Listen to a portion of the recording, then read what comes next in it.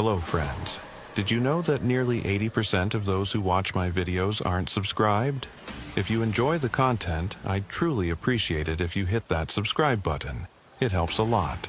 Also, don't forget to leave a like and share your thoughts in the comments. Your interaction not only supports the channel's growth, but also helps these stories reach more people. Thank you all for being here. By the way, where are you watching from? Let me know in the comments.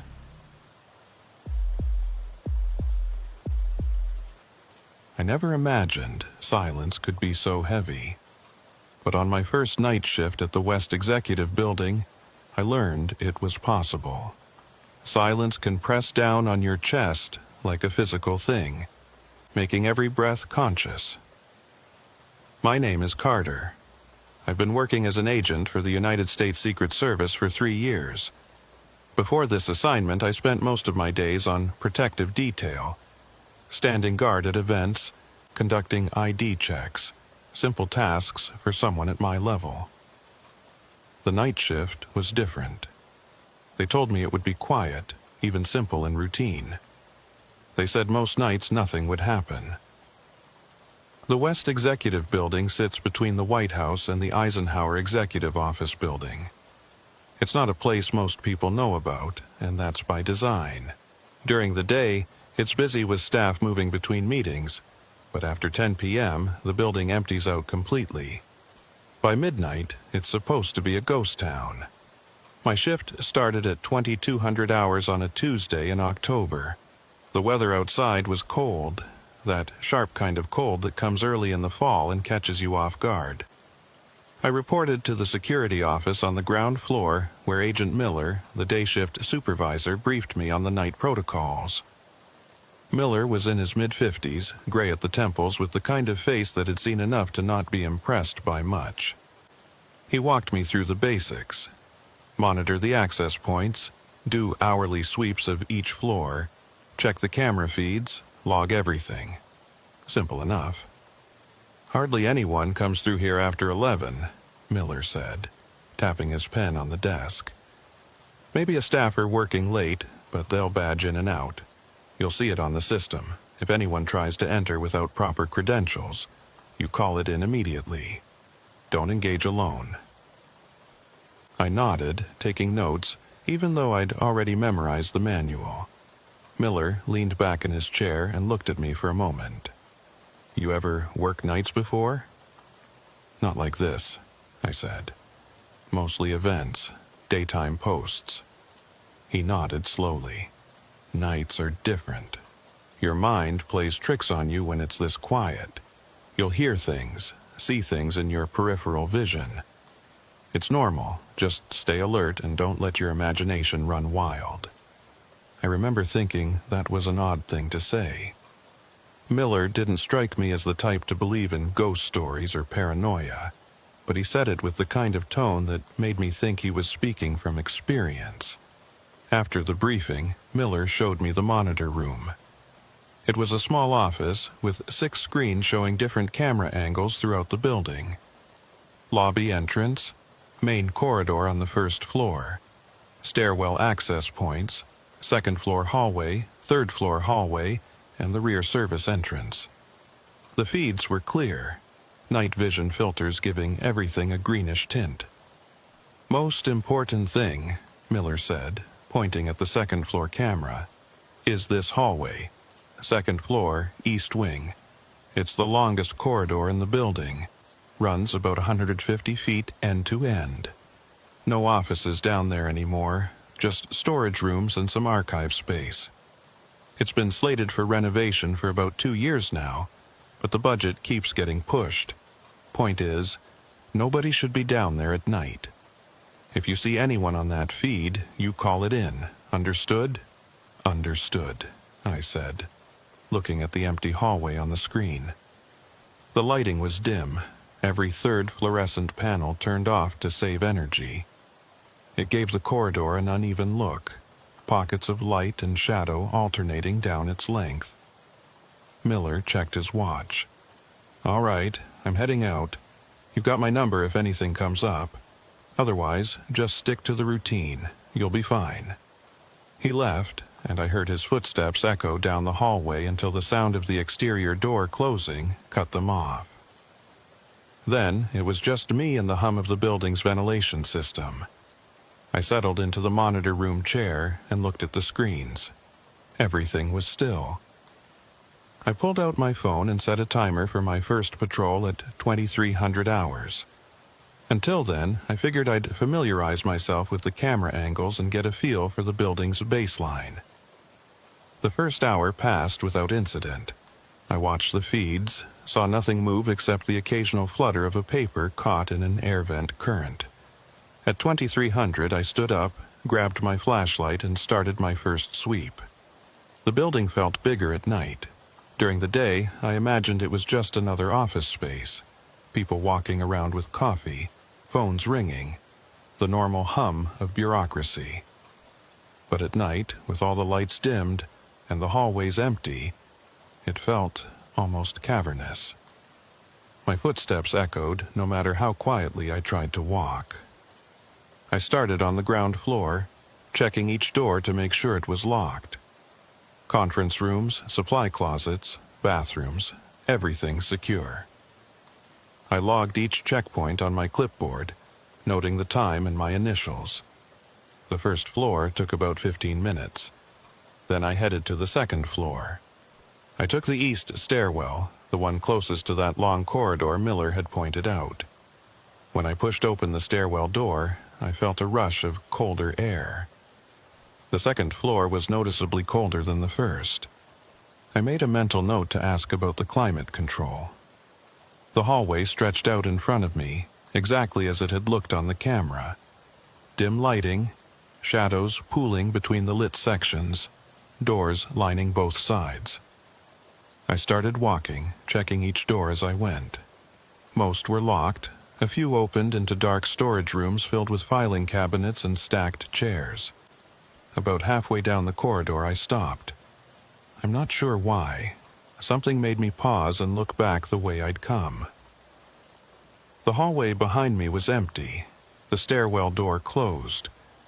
But I had this strange feeling, like I'd heard something just on the edge of perception.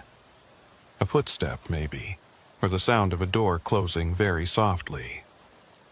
I stood there for a moment listening. The ventilation system hummed. Somewhere in the walls, pipes creaked as they settled. Nothing unusual. I shook it off and kept walking. When I reached the end of the corridor, I found the west stairwell and took it back down to the ground floor. The third floor could wait until the next round. I wanted to check the camera feeds first. Back in the monitor room, I reviewed the footage from the past 20 minutes. I watched myself walk through the first floor, then move up to the second. I saw myself pause in the middle of that hallway, looking back. On the feed, there was nothing behind me, just an empty corridor. I rubbed my eyes. Miller was right. Nights played tricks on you. The rest of the shift settled into a rhythm. Every hour, I did a sweep. Every hour, the building remained empty and silent. By your 200 hours, I checked every floor, every door, every access point twice over. Everything was secure. But each time I walked down that second floor corridor, I got the same feeling. Like I wasn't alone. Like something was just out of sight, waiting. I told myself it was nothing. New assignment jitters. Unfamiliar environment. Perfectly normal. At 0400 hours, I was back in the monitor room, filling out my log, when I noticed something on the second floor camera feed. I leaned closer to the screen. There, at the far end of the corridor, near the west stairwell, was a shadow. Not a shadow cast by something in the hallway, but a darker patch against the wall, roughly the size and shape of a person. I stared at it for a few seconds. It didn't move. I checked the timestamp. The feed was live. I grabbed my flashlight and radio and headed for the stairs. When I reached the second floor corridor, I moved quickly but quietly. My hand rested on my service weapon, though I didn't draw it. The hallway looked the same as before. dim, empty, cold. I reached the spot where I'd seen the shadow on the camera. There was nothing there. Just wall and a locked door marked Archive Storage B. I tried the handle anyway. Locked. I checked the door frame looking for any sign it had been forced or tampered with. Nothing. I pulled out my radio. "Control, this is Agent Carter, second floor east wing. Investigated a possible visual on camera 2. Negative contact. Corridor is clear." Static crackled back at me. Then, "Copy that, Carter. Return to post." I made my way back to the monitor room and checked the footage again. I rewound to the moment I'd seen the shadow. On the playback, it was there, that dark shape against the wall. But as I watched, it seemed to shift slightly, like it was moving just out of sync with the frame rate. Then, in the span of 3 or 4 seconds, it faded. Not quickly, not like someone walking away, just a gradual dissolution until there was nothing but empty hallway again. I sat back in my chair and felt my pulse hammering in my ears. I told myself it was a camera artifact. Old equipment, weird lighting, something completely explainable. But I couldn't shake the feeling that I'd seen something real. The rest of the night passed without incident. When Miller arrived at Doro 600 to relieve me, I almost told him about the shadow, but then I thought about how it would sound. I saw a dark spot on the camera that went away. He'd probably think I was paranoid or overtired, so instead I just gave him the standard report. All clear, no incidents, building secure. Miller nodded, not really listening, already focused on his coffee and the day ahead. I drove home as the sun was rising, trying to convince myself that the first night was always the hardest. Tomorrow would be easier. I was wrong. The second night started the same way. I reported at 2200, got the briefing from Miller, settled into the monitor room. This time, I told myself I'd stay focused, ignore any weird feelings, stick to the routine. For the first few hours, everything went according to plan. I did my sweeps, checked the feeds, logged the checkpoints. The building was quiet, exactly as it should be. But when I reached the second floor corridor during my 100 sweep, I noticed something I hadn't seen the night before. About 2/3 of the way down the hallway, there was a door slightly ajar. Just a crack, maybe an inch of darkness visible between the door and the frame. I approached slowly, my hand on my flashlight. The door had a placard that read, "Storage 217." I was certain I'd checked this door the night before, and it had been locked. I pushed it open slowly. The hinges creaked, the sound absurdly loud in the silence. Inside was a small room, maybe 10 by 10 feet, filled with metal shelving units. Old binders, boxes of files, outdated computer equipment. Everything covered in a thin layer of dust. The room was empty. No one inside, no sign of disturbance. But the door had definitely been closed and locked the night before. I checked the lock mechanism. It was an old-style key lock, not electronic. Someone would have needed a physical key to open it. I made a note on my clipboard to ask Miller about it in the morning. As I was about to leave, my flashlight beam caught something on the floor near the back shelf. Footprints. In the dust. I crouched down to get a better look. They were fresh, or at least recent enough that the dust hadn't settled back over them. The prints led from the door to the back of the room, then stopped. Just stopped, like whoever made them had vanished mid-step.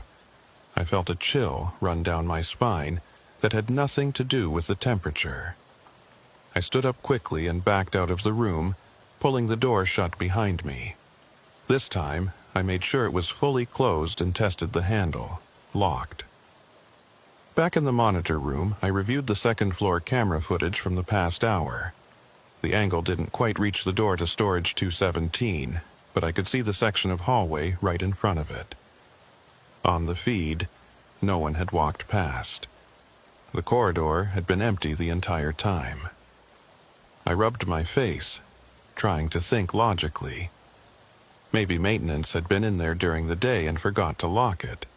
Maybe the footprints were old and I just hadn't noticed them before. Maybe the building had settled and the door had popped open on its own. All reasonable explanations. None of them felt right. At 0230, I did another sweep. This time, when I reached the second floor, I walked straight to storage 217. The door was open again. Not just ajar this time, but fully open, swung wide on its hinges.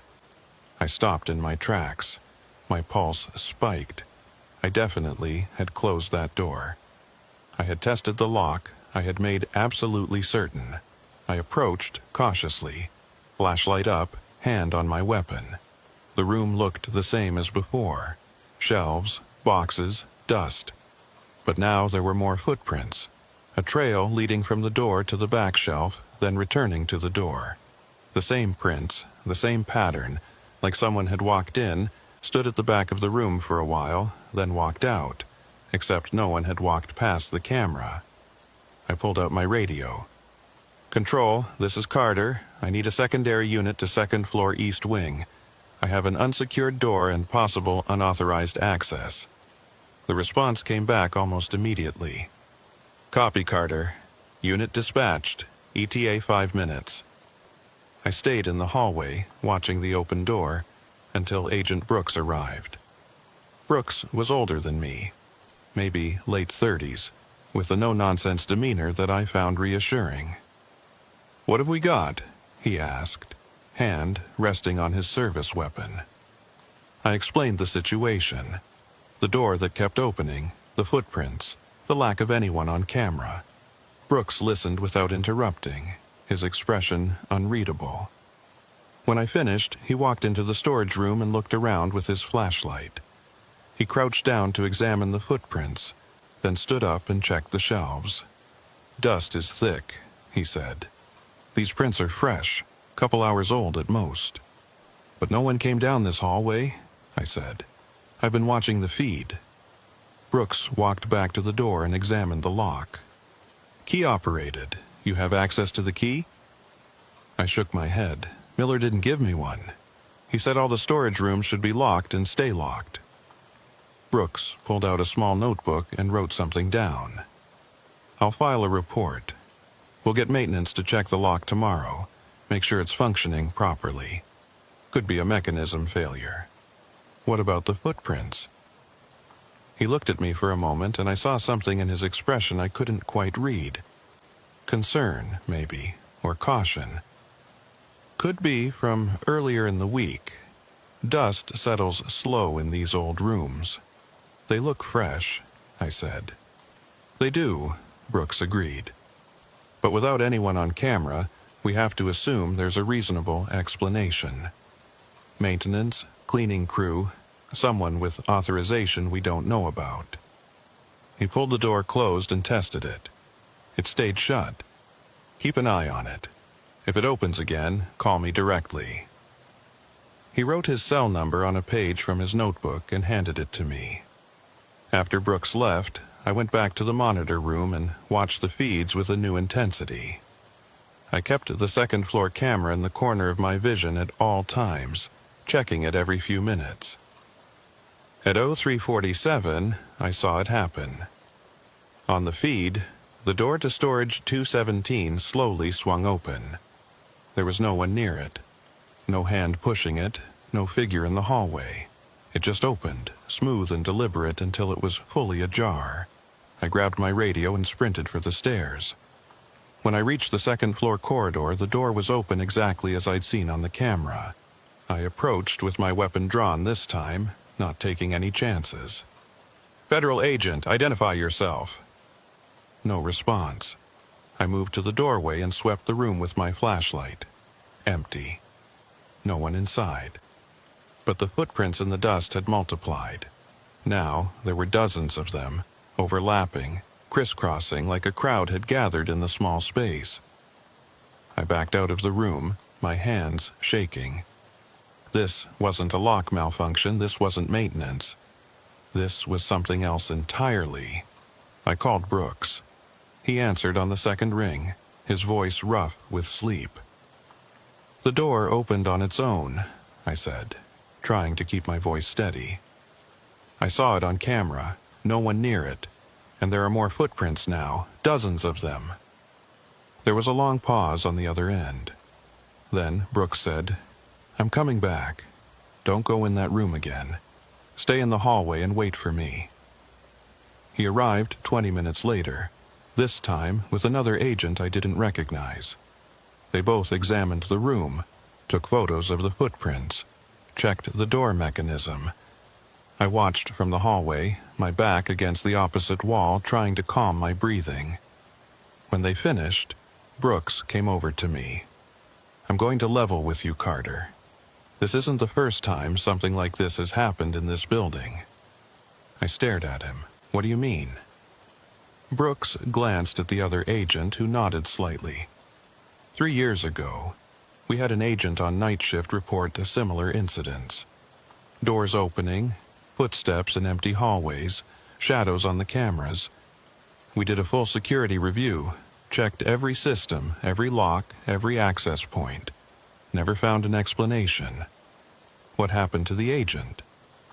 He requested a transfer after 2 weeks. Said he couldn't work nights here anymore. Brooks paused. "Look, officially, this is probably just old buildings settling, faulty equipment, that sort of thing. But unofficially, a lot of us who work nights here have seen things we can't explain. We just don't talk about it. Why not? Because there's no protocol for it. What are you supposed to put in a report? Door opened by unseen force. You'd be laughed out of the service or sent for a psych eval."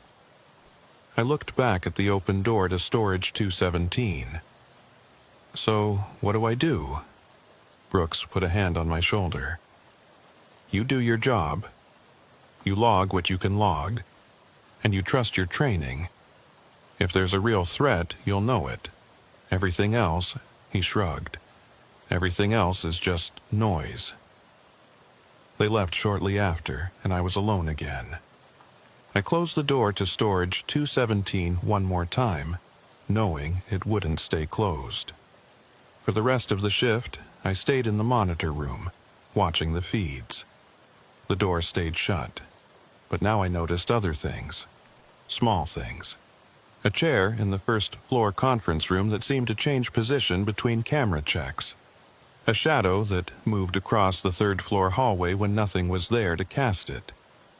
The faint sound of footsteps coming through the walls when the building should have been silent. When Miller arrived at 0600, I gave him a brief report mentioning the door issue and the maintenance request Brooks was filing. Miller nodded, barely paying attention, already thinking about his own day ahead. I drove home in the full light of morning, but the sunshine didn't make me feel any better. I kept thinking about what Brooks had said. Other agents had seen things. This had happened before, and I still had 5 more nights on this rotation. By the third night, I'd started noticing patterns, not in the building's behavior, but in my own reactions to it. The way my heart rate would spike when I approached the second-floor stairwell. The way I'd unconsciously hold my breath while walking down that corridor. The way I checked the monitor feed for that hallway more frequently than any other camera. I was developing a hypervigilance that wasn't healthy, but I couldn't help it. The building demanded attention. This night started differently, though. When I arrived at 2200, Miller wasn't alone in the security office. There was another man with him, someone I didn't recognize. Civilian clothes, briefcase, the look of a bureaucrat. "Carter," Miller said, "this is Davis from building management. He's here about the door issues you reported." Davis stood and shook my hand. His grip was firm, but his palm was sweaty. "Agent Carter, I reviewed the maintenance logs and I wanted to walk through the problem areas with you before your shift starts. If you have a moment?" I looked at Miller, who nodded. "Go ahead. I'll monitor the boards until you're back." Davis and I took the stairs to the second floor.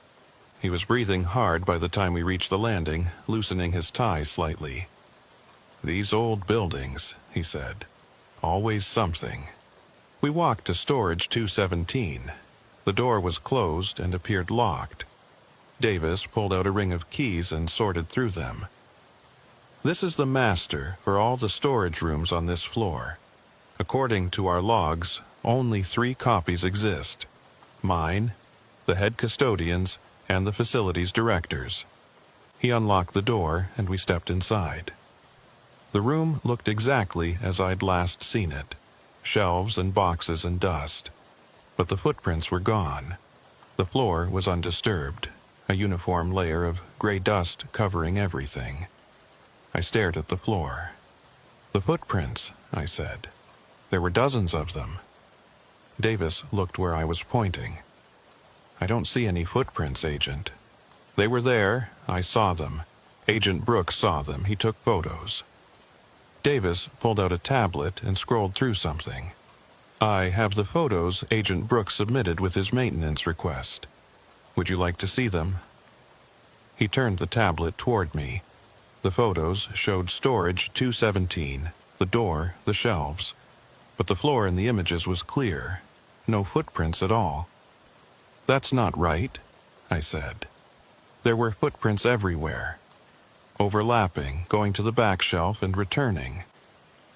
Davis looked at me with what might have been sympathy or might have been doubt. "Agent Carter, I'm not questioning what you saw, but the photographic evidence doesn't support it. It's possible in the low-light conditions, dust patterns can create illusions of disturbance. Both Brooks and I saw them. Agent Brooks's report mentions possible dust patterns and unclear impressions. He didn't confirm footprints definitively." I felt something sink in my chest. Brooks had covered for me. He'd filed the report in a way that wouldn't get me flagged for a psych evaluation, but also hadn't supported my account. Davis checked the door mechanism, the hinges, the lock assembly. He made notes on his tablet, taking photos of various components. "The lock is old but functional. The door frame shows some settling which could cause the latch to not catch properly. I'll have it replaced within the week." "What about it opening on its own?" "Old buildings settle, especially with temperature changes. A door that seems closed might not be fully latched, and then air pressure from the HVAC system can push it open." He said it like he was reading from a manual, like he'd explained this before. We walked back downstairs. Davis shook my hand again before leaving. "The door will be fixed soon. In the meantime, if you see any other issues, document them thoroughly. Photos, video if possible. The more evidence we have, the easier it is to address the problem." After he left, Miller called me into the security office. "Listen, Carter, Davis is good at his job, but he doesn't work nights. He doesn't understand what this building is like when it's empty. You believe me, then? About the footprints?" Miller leaned back in his chair. "I believe you saw something. Whether it was footprints or dust patterns or shadows, I believe you saw it. But for the purposes of official reports, you need to be more careful about how you phrase things. Unusual dust disturbances, not mysterious footprints. You understand?" I understood. They wanted me to self-censor, to translate what I experienced into language that wouldn't raise red flags. "How many agents have worked nights here?" I asked. Miller considered the question. "In the 10 years I've been day supervisor, maybe 20, 25. Most don't last more than a few months before requesting transfer." "And how many have reported incidents?" "Officially, none." He paused. "Unofficially, most of them. At least the ones who talk about it. Why do you stay, if you know what happens here at night?" Miller smiled, but it didn't reach his eyes. "I work days, Carter. The building behaves differently during the day. It's only at night that it gets active." He stood up and grabbed his coat. "Your shift's starting. Stay alert, document what you can verify, and don't let your imagination run away with you." After Miller left, I settled into the monitor room with a growing sense of dread. The building knew I was documenting it now. Somehow, I felt certain of that, and I wasn't sure how it would respond. The first few hours were quiet. Too quiet. I did my sweeps, checked the doors, logged the checkpoints. Everything normal, everything routine. But the second-floor corridor felt different tonight. The temperature was even colder than before, and the shadows between the lights seemed deeper, more substantial. I moved through my checks quickly, not lingering, not giving myself time to notice details. At 01:30, I was back in the monitor room when I heard something that made my blood run cold. Music. Faint, distant, but unmistakable. It sounded like it was coming from the second floor. I checked the audio monitors, but they showed nothing unusual. The building's ambient sound levels were normal. Yet I could still hear it, a melody I almost recognized, playing somewhere in the building. I grabbed my flashlight and radio and headed up. The music grew louder as I climbed the stairs, and when I opened the door to the second-floor corridor, I realized what I was hearing. A music box playing a slow mechanical version of a lullaby. The sound was coming from storage 217. The door was open, just a crack, and light was spilling out into the hallway. Not the beam of a flashlight, but a soft, yellowish glow like candlelight. I approached slowly, my hand on my weapon. "Federal agent, I need you to identify yourself and step out of the room with your hands visible." The music continued, the same few bars repeating in an endless loop. I pushed the door open with my foot, staying back, weapon drawn now. The room was empty. No people, no light source. But on one of the shelves, in a cleared space that definitely hadn't been there before, sat a small music box. Old, ornate, the kind of thing you'd find in an antique shop. And it was playing. I holstered my weapon and moved closer. The music box was beautiful in a faded way, the paint chipped, the mechanism visible through a cracked panel. As I watched, it wound down, the melody slowing, deepening, until it stopped completely. The silence that followed was absolute. I reached out to pick up the music box, then stopped. Something told me not to touch it. Some instinct that had nothing to do with training or protocol. I pulled out my phone and took photos. The music box from multiple angles, the cleared shelf space, the room itself. Evidence, documentation. As I was taking the last photo, I heard footsteps in the corridor behind me. Quick, light footsteps like someone running. I spun around, my flashlight cutting through the darkness. The hallway was empty, but down at the far end, near the west stairwell, a door was closing. I saw just the last few inches of it swinging shut, heard the soft click of the latch. I ran toward it. The door led to an office, one I'd checked multiple times before. It was supposed to be locked, but the handle turned freely under my hand. Inside was a typical government office. Desk, chair, filing cabinets, window overlooking the street. Completely ordinary, except for one thing. The desk was covered in papers. Not files or forms, but personal letters. Handwritten notes. And they were all recent, the dates spanning the last few months. I recognized some of the names in the headers. Staff members who worked in the building during the day. The letters weren't addressed to anyone.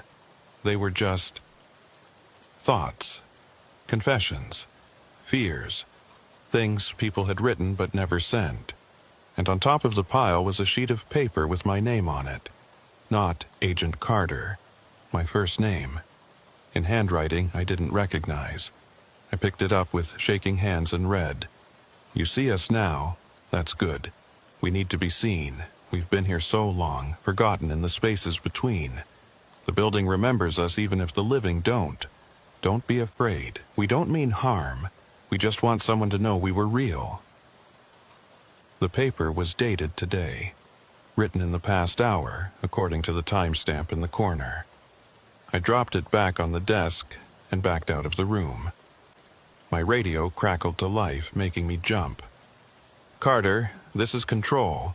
We're showing a motion sensor activation in the second-floor west office. Please confirm your location." I grabbed the radio. "I'm at that location now. The office door was unsecured. I paused. What did I find? Letters that shouldn't exist? A music box that plays by itself? A note addressed to me by someone who isn't there?" "Found what, Carter?" "Maintenance issue," I said finally. "Door lock malfunction. I'm securing the area now. Copy that. Log it for the morning crew." I closed the office door and tested it. Locked again, as if it had never been open. I went back to storage 217. The music box was gone. The shelf was dusty and undisturbed, just like every other shelf in the room. But on my phone, the photos I'd taken were still there. Clear images of the music box sitting exactly where I'd seen it. I saved the photos to 3 different cloud services. Whatever was happening here, I wasn't going to let them erase the evidence this time. The rest of the shift passed in a state of heightened anxiety. I stayed in the monitor room, watching the feeds obsessively, documenting every small anomaly. A light flickering in sequence that seemed too deliberate to be random. A chair that rotated slightly when no one was near it. Shadows that moved against the direction of the light source. At 05:20, 40 minutes before Miller was due to arrive, all 6 monitors went black simultaneously. Not static, not signal loss, just black screens with no input.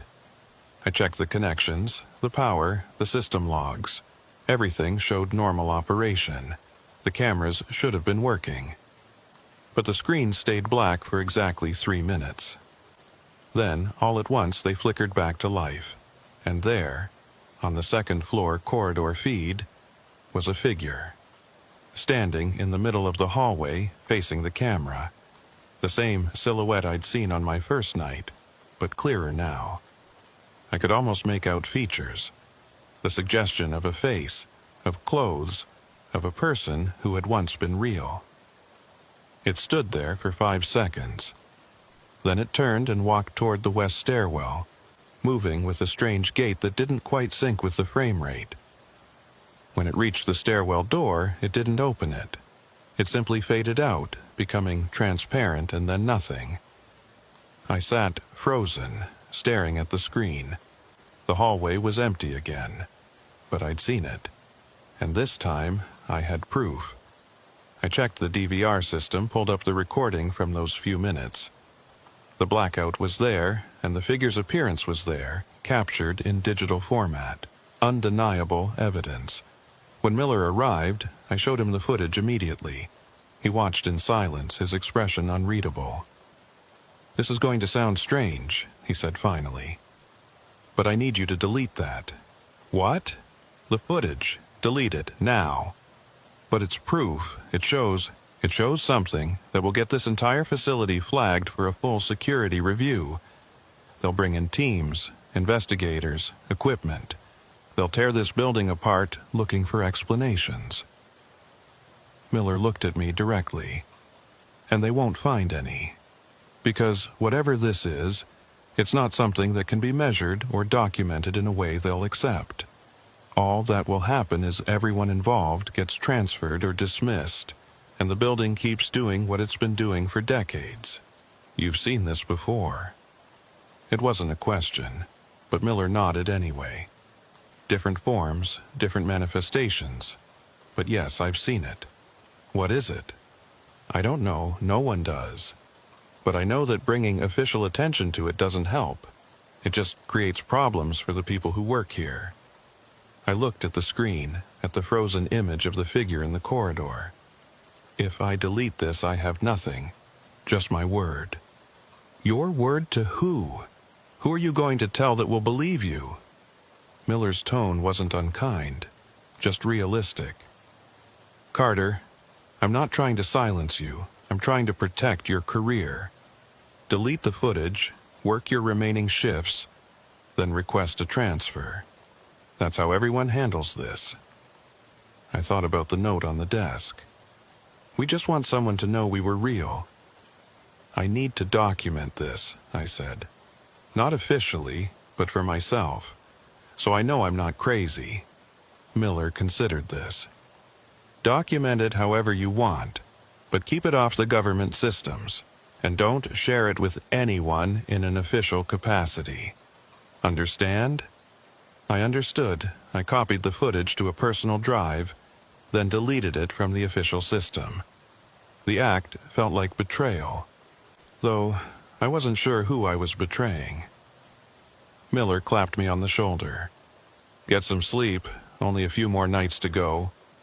But as I drove home in the morning light, I knew sleep wouldn't come easily. The building had shown itself to me clearly now. It wanted me to see, to know, to acknowledge. The question was why, and what would happen when it felt I'd seen enough. The fourth night felt different from the moment I walked through the door. The air pressure seemed wrong, like the building was holding its breath.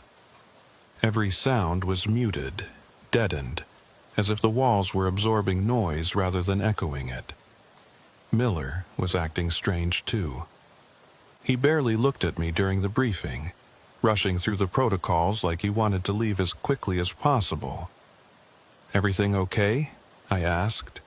He paused at the door, his hand on the frame. "Just remember what I told you. Document what you need to, but keep it personal. Don't make this official." "I won't." He nodded, but didn't leave immediately. "Carter, have you noticed the dates?" "What dates?" "The dates when incidents happen most frequently. I've been tracking them for years. There's a pattern." He pulled out a small pocket calendar, the pages worn from handling. "Every 23 days, there's a spike in activity.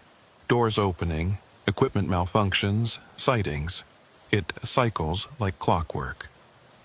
I felt my stomach tighten. "And tonight is?" "Day 23. Miller met my eyes finally.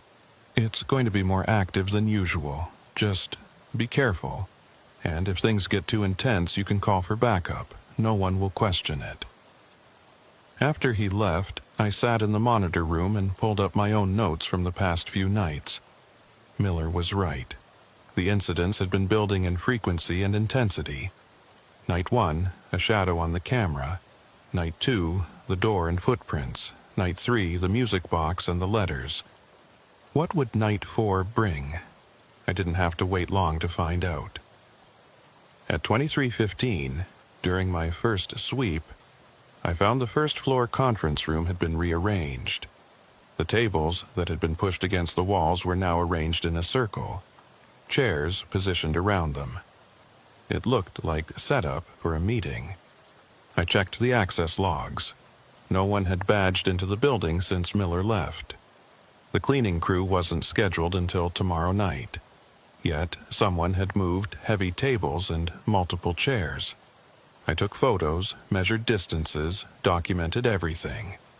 Then I carefully pushed the tables back against the walls, returning the room to its normal state. When I came back on my next sweep an hour later, the tables were in a circle again. Same arrangement, same precision, as if my intervention had never happened. This time I left them. Clearly, something wanted that room arranged this way. Fighting it seemed pointless. The second floor was worse. Every door in the long corridor was open, not just storage 217, but all of them. 10 doors, 5 on each side, standing wide open like mouths. I walked down the hallway slowly, checking each room. They were all empty, all showing signs of the same thick dust and abandonment. But in each one, something had been moved or changed. A file cabinet stood open. A chair was turned to face the wall. Papers were scattered on the floor in patterns that almost looked deliberate. In the office where I'd found the letters, The desk was clear now, but written in the dust on the desktop was a single word: tonight. I photographed it, then backed out of the room. As I did, I heard a sound from the far end of the corridor. Not footsteps this time, but voices. Murmuring, indistinct, like a conversation happening just beyond the range of understanding. I moved toward the sound, my flashlight beam sweeping the hallway.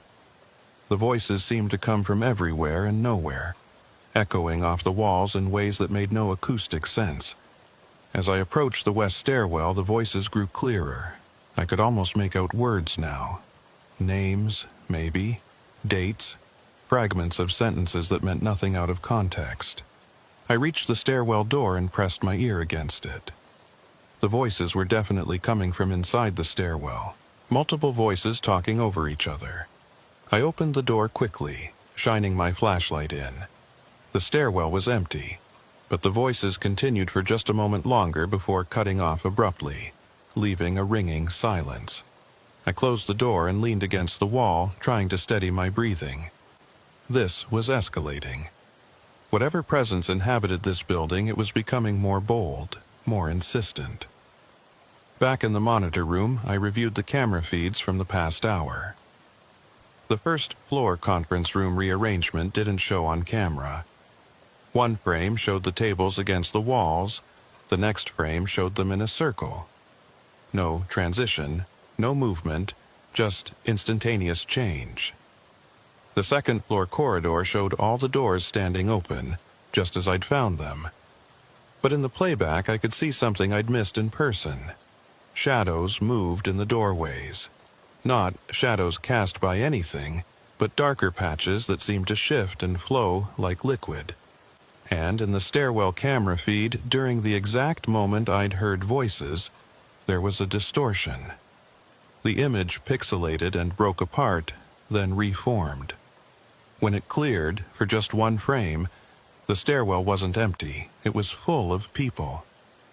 Figures standing on the stairs, sitting on the landings, crowding the space impossibly. One frame, a 20th of a second, but I saw it. I backed up the footage and went through it frame by frame, there. One single frame showing a stairwell packed with people, and then the next frame showed it empty again. I saved the footage, my hands shaking so badly I almost couldn't operate the keyboard. At 0200, the temperature in the building plummeted. I could see my breath in the monitor room. The heating system was running, I could hear it, but it made no difference. The cold seemed to come from inside the walls themselves. I put on my jacket and gloves, but it didn't help much. This wasn't normal cold. It sank into my bones, making my joints ache. My radio crackled. "Carter?" The voice was distant, broken up by static. I grabbed the radio. "This is Carter. Who is this?" "Carter. It's Brooks. Listen, I'm monitoring the building systems from home and I'm seeing massive environmental anomalies. Temperature drops, power fluctuations. Are you okay?" "I'm fine, just cold. Really cold. I need you to do something for me. Go to the basement level. There's a mechanical room at the east end. Check the main climate control panel. Tell me what the readout says." I didn't want to go to the basement. I hadn't been down there on any of my previous shifts, and the thought of descending into the building's lowest level while it was in this state made my skin crawl. But Brooks sounded genuinely concerned, and checking mechanical systems was technically part of my duties. "Copy that. Heading to the basement now." I took the main stairwell down, my flashlight beam bouncing off concrete walls. The basement was utilitarian, no carpeting or ceiling tiles, just raw building infrastructure. Pipes ran along the ceiling. Cable conduits snaked down the walls. Everything echoed. The mechanical room was at the end of a long corridor that reminded me uncomfortably of the second-floor hallway. Same length, same spacing of lights, same sense of something waiting in the shadows. I found the climate control panel and shined my light on it. The digital readout showed internal temperature as 68 degrees Fahrenheit. Normal. but my breath was fogging in front of me. The air had to be well below 50 degrees. Brooks, the panel shows 68 degrees. That's impossible. The remote sensors I'm reading show 45 degrees in your location. I believe your sensors. I looked around the mechanical room. In the corner, barely visible in the flashlight beam, was frost. Actual frost forming on the concrete walls. Brooks, there's ice forming down here. This isn't a heating system failure. This is something else. There was a long pause. Get out of the basement, Carter, now. Don't wait, don't investigate. Just get back to the main floor. I didn't need to be told twice. I turned and headed for the corridor and stopped. At the far end of the hallway, blocking the way to the stairs, was a figure. Not the shadowy silhouette from the cameras. This was more solid, more defined. A person, or something that had once been a person, wearing what looked like an old suit. The figure stood perfectly still, arms at its sides, watching me. I pulled my weapon. "Federal agent, identify yourself and step aside." The figure didn't move, didn't speak, just stood there blocking the exit. I kept my weapon trained on it and started walking forward. I had to get past it. There was no other way out of the basement. As I approached, details became clearer. The suit was old-fashioned, from the 1950s or 60s maybe. The figure's face was blurred, features indistinct, like an old photograph losing its resolution. 20 feet away, 15 feet, 10 feet. The figure raised one arm and pointed behind me. I spun around, weapon tracking. The corridor behind me was full of them, figures in old suits, old dresses, old uniforms. Dozens of them, standing in the hallway and doorways, emerging from the walls themselves. They weren't advancing. They were just there, present, watching. And they were all pointing at something. I followed their collective gesture and saw what they were indicating. On the wall, written in that same frost that was forming everywhere, were words. "We worked here. We died here. Remember us." The temperature dropped even further. My fingers were going numb. I had to get out. I turned back to the original figure blocking the stairs. It had moved closer, now only a few feet away. Up close, I could see that its face wasn't blurred. It simply had no features. A blank expanse where eyes and nose and mouth should be. "I see you," I said, my voice shaking from cold and fear. "I know you're here. I acknowledge you." The figure tilted its head, as if considering my words. Then it stepped aside. I didn't hesitate. I ran past it, up the stairs, taking them 3 at a time. Behind me, I heard a sound like wind rushing through a tunnel, and then a crash that shook the entire building. I burst out onto the main floor and didn't stop until I was in the monitor room with the door locked. My radio crackled. "Carter! Carter, respond!" "I'm here. I'm out. I'm okay." What the hell happened? Every sensor in the building just went haywire and then flatlined. I looked at the monitors. All 6 screens were showing the same thing. Static. Pure static on every feed. "Brooks, the cameras are down. I have no visual on any part of the building. I'm calling for backup, multiple units. They'll be there in 10 minutes. Just sit tight." But as we talked, the monitors flickered.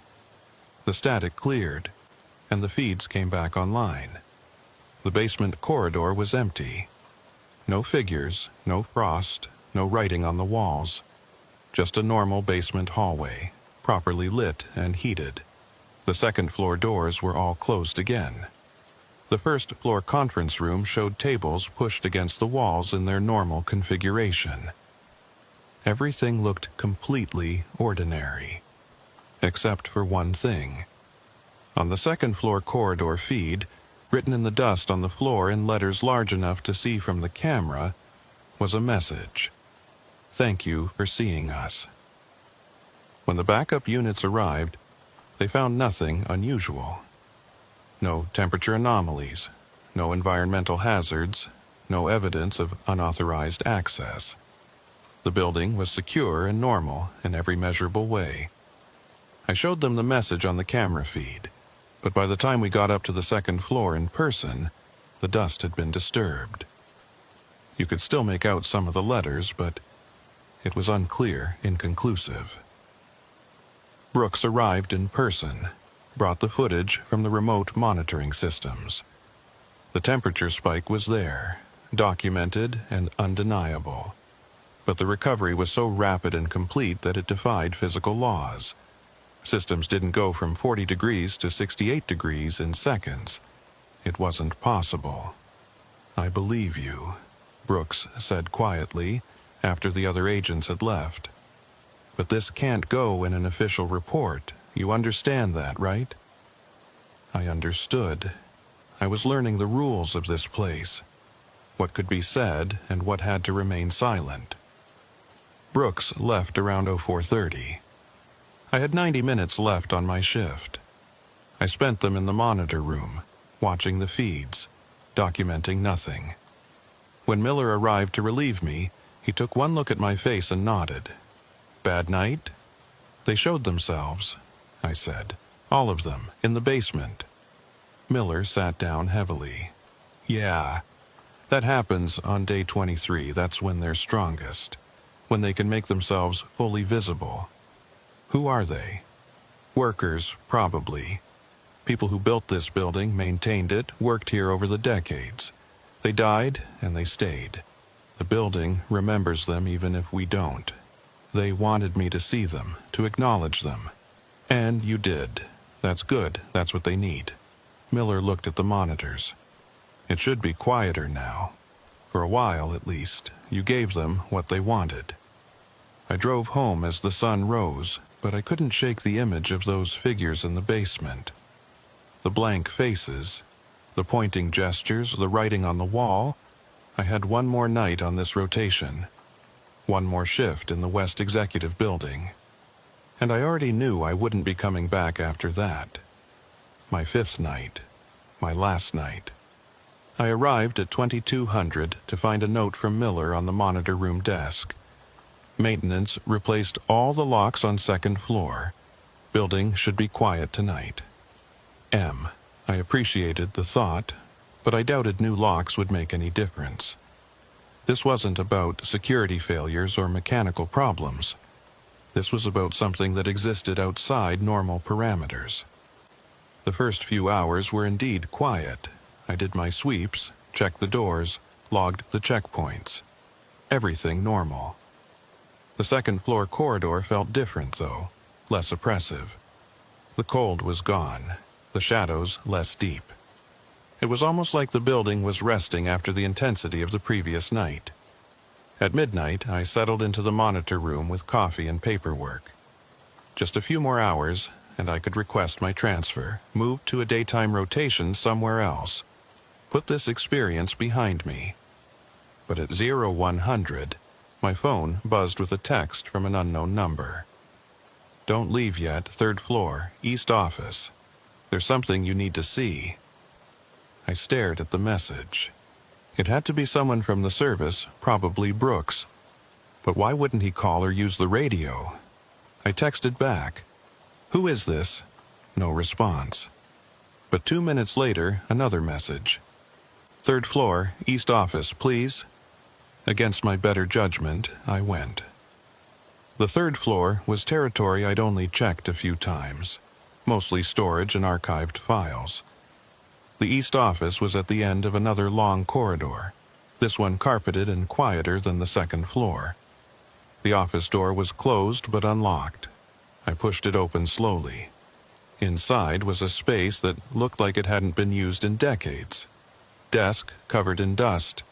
Filing cabinets rusted shut. Window so dirty it barely let in light from the street. But on the desk, cleared of dust, was a file folder. I approached cautiously and opened it. Inside were personnel records, old ones from the 1960s and 70s. Photos of people in dated clothes, typed forms, employment histories, and notes, handwritten notes in the margins.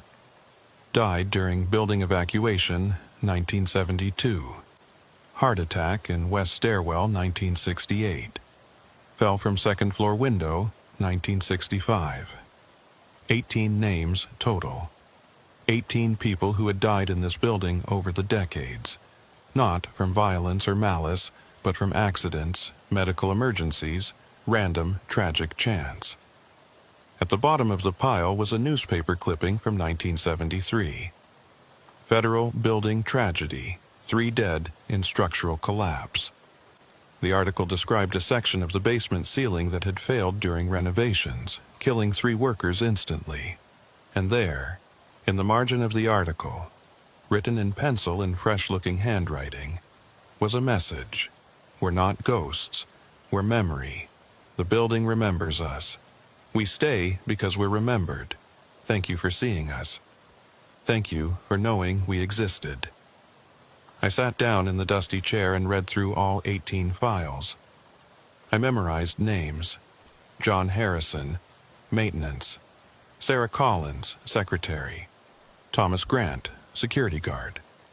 I gave each person my full attention, acknowledging their existence, their work, their final moments in this place. When I was done, I carefully returned the files to the folder and left it on the desk. As I walked out, I felt the temperature in the office warm slightly, as if some presence had departed, satisfied. Back in the monitor room, I checked the third-floor camera feed. The office door was closed again, but I could see, just barely, a soft light glowing from beneath it for a few seconds before fading completely. The rest of the shift passed in complete silence. No doors opening, no shadows, no anomalies, just a building settling into its normal nighttime state. When Miller arrived at 0600, I gave him a brief report. Quiet night, no incidents. He nodded, looking relieved. That's good. Sometimes after a heavy night, it goes calm for a while. I packed up my gear, ready to head home. But before I left, I asked, Miller, do you know the names of people who died in this building? Is there a record? He looked at me strangely. There's no official memorial or anything, if that's what you mean. Why? Just curious. Seems like something that should be remembered. Yeah, Miller said quietly. It should be. I drove home that morning knowing I wouldn't be back. I'd already submitted my transfer request. Treasury Department daytime rotation, starting the following week. But I also knew I'd carry those names with me.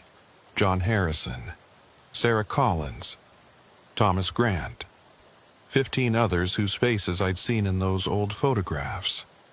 People who had worked in that building, who had died there, and who somehow remained, held by the building's memory. A week later, Brooks called me.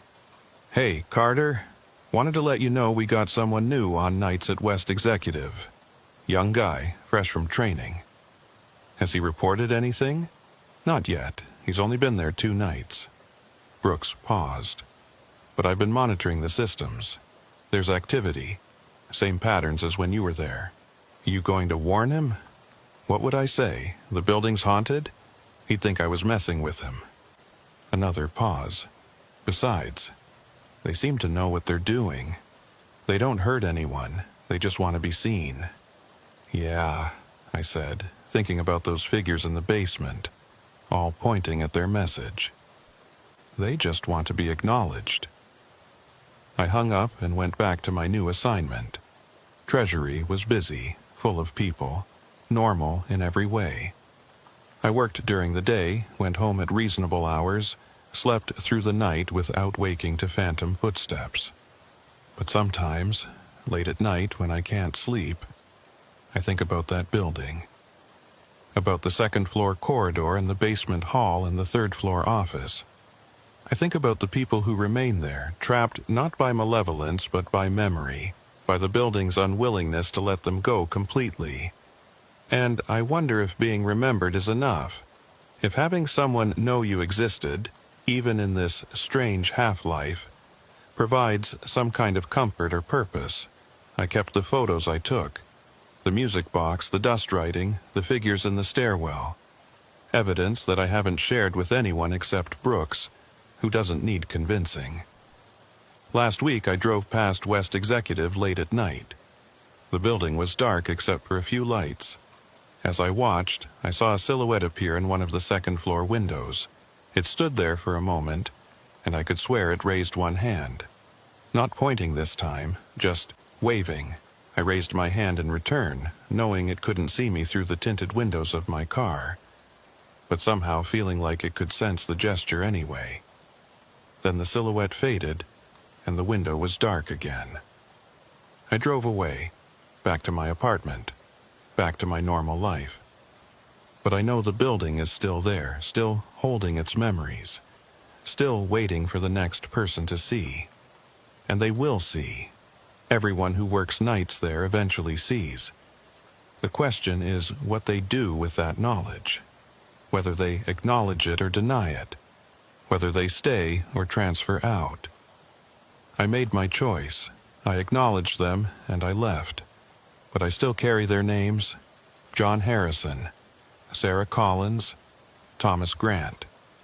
15 others. I remember them. And in that building, late at night, when the corridors are empty and the lights are dimmed, they know they are remembered. And maybe that's enough. Maybe that's all any of us really want in the end. To be seen, to be known, to be remembered, even after we're gone, especially after we're gone. I still get texts sometimes from that unknown number. Usually just a single word: thank you. I never respond, but I always read them, and sometimes, when I'm alone late at night, I hear footsteps in my apartment hallway. The same measured rhythm I heard in the West Executive building. I used to check the peephole. I used to worry. Now I just sit quietly and listen until the footsteps fade. Because I understand now. They followed me, but they're not threatening. They're just checking in, making sure I still remember. And I do. I always will. The building made sure of that.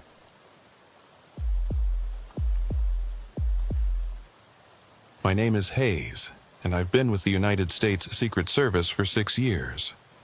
I've done protective details, investigative work, and more than my share of night shifts at secure facilities around D.C.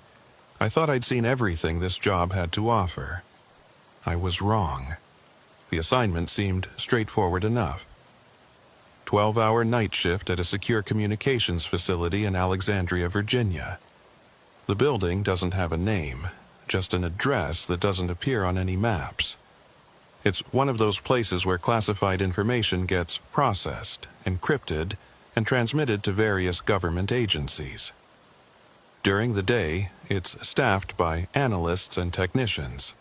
At night, the building is supposed to be empty except for security. My shift ran from 1800 hours to 0600 hours, Sunday through Wednesday, 4 nights a week. The pay was better than standard rotation, which should have been my first clue that something was off. They always pay more for the positions nobody wants. I reported for my first shift on a Sunday evening in November. The sun was already setting when I arrived, that early winter darkness that makes 6 p.m. feel like midnight. Agent Reynolds, the day shift supervisor, met me at the security desk in the lobby. Reynolds was a woman in her early 40s, with sharp eyes and a manner that suggested she didn't waste time on pleasantries. She walked me through the basics quickly and efficiently. Monitor the access points, check the secure server rooms every 2 hours, log all activities in the official logbook, maintain communication with the Central Command every hour. The building has 4 floors, Reynolds explained, pulling up a schematic on the computer. Ground floor is lobby, security office, and general admin. Second floor is communications equipment and server rooms. Third floor is analyst workstations and conference rooms. Fourth floor is restricted access, executive offices, and classified briefing rooms. You'll need special clearance to access the 4th floor, which you don't have yet. Understood, I said, taking notes. Reynolds pulled out a large logbook, the kind with bound pages and permanent ink. This is critical. Every activity, every check, every incident gets logged here. Time, description, your signature. The logbook is a federal record. It gets reviewed every week by the Oversight Committee. She showed me the previous week's entries. Each page was filled with neat handwriting, times marked precisely, signatures clear and consistent. A complete record of everything that happened during each shift. "Any questions?" Reynolds asked. "Seems pretty straightforward. Has there been any unusual activity recently? Any security concerns I should know about?" Reynolds hesitated, just for a moment. "No, nothing unusual. Just stick to the routine and you'll be fine." That hesitation should have told me something. But I was new to the assignment, eager to prove myself. I let it slide. Reynolds left at 1800 sharp. The moment the door closed behind her, the quality of silence in the building changed. It went from the quiet hush of an office after hours to something deeper, more complete, like the building itself was holding its breath. I settled into the security office and reviewed the camera feeds. 16 monitors showing different areas of the building. Everything looked normal. Empty hallways, dark offices, server rooms with their endless rows of blinking lights. I logged my first entry in the book. 1800, shift begins. Building secure. All systems nominal. Haze. The first few hours passed without incident. I did my rounds at 1900, checking each floor methodically. The building was climate-controlled to protect the equipment, keeping everything at a constant 68 degrees. The air had that processed quality you get in places that are never open to the outside world. At 2000 hours, I checked in with Central Command. "Post 7, this is Agent Hayes, status check, all clear." The response came back immediately. "Copy. Post 7. Next check at 2100. I made my second round at 2030, paying special attention to the server rooms on the second floor. The servers hummed constantly, a white noise that was almost soothing. Everything was functioning normally. Back in the security office, I logged my activities. 2030, second floor check complete. All server rooms secure. No anomalies. At 2200 hours, I noticed something odd. I was reviewing the camera feeds when I saw a flicker on one of the monitors. The third floor hallway camera cut to static for just a second, then came back online. I rewound the feed and watched it again. There, a momentary disruption, less than a second, just enough to notice if you were paying attention. I logged it, 200. Brief signal disruption on camera 9, third floor east corridor. Feed restored immediately. Possible equipment issue. At 2230, I did my scheduled server room check. As I walked through the second floor, I noticed the temperature felt different. Not colder or warmer, but different somehow. Like the air pressure had changed. I checked the climate control panel. Everything showed normal. 68 degrees, 45% humidity, air circulation optimal. But something felt wrong. I continued my rounds, trying to shake off the feeling. The building was playing tricks on me. New environment, night shift adjustment. Perfectly normal. When I got back to the security office at 2300, I sat down to log my check and noticed something that made my blood run cold. The logbook was open to a different page.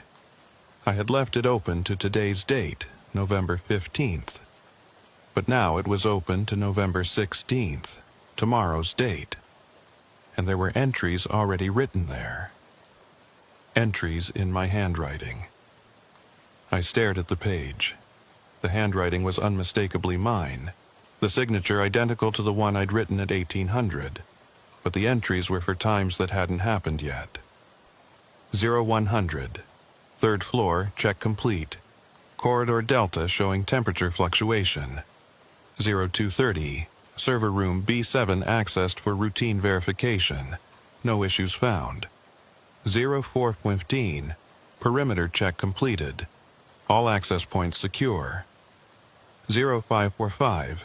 End of shift protocols initiated. Building status normal. There were more entries. A complete record of a shift I hadn't worked yet.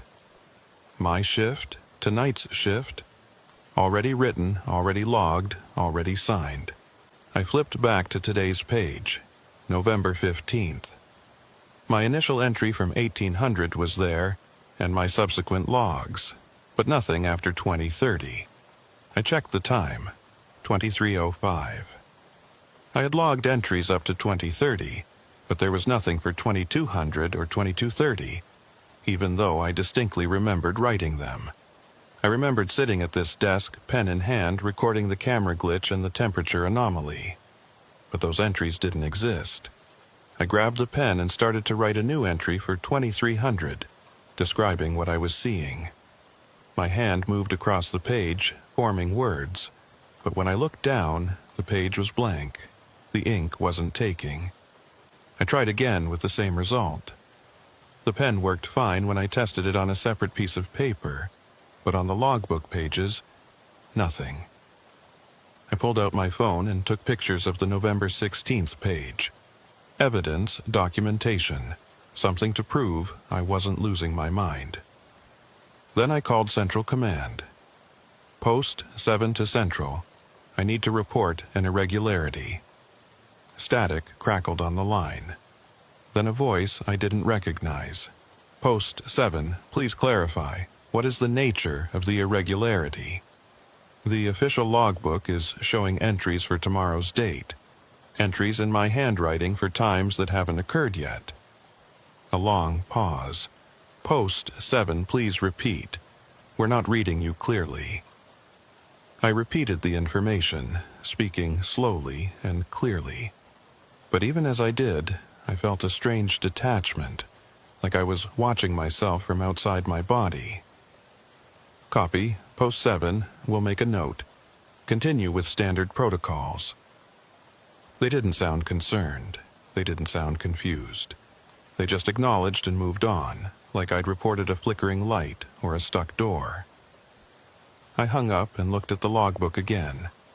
The November 16th entries were still there. I flipped back and forth between the pages, confirming that my 2200 and 2230 logs from tonight were simply gone, as if I'd never written them.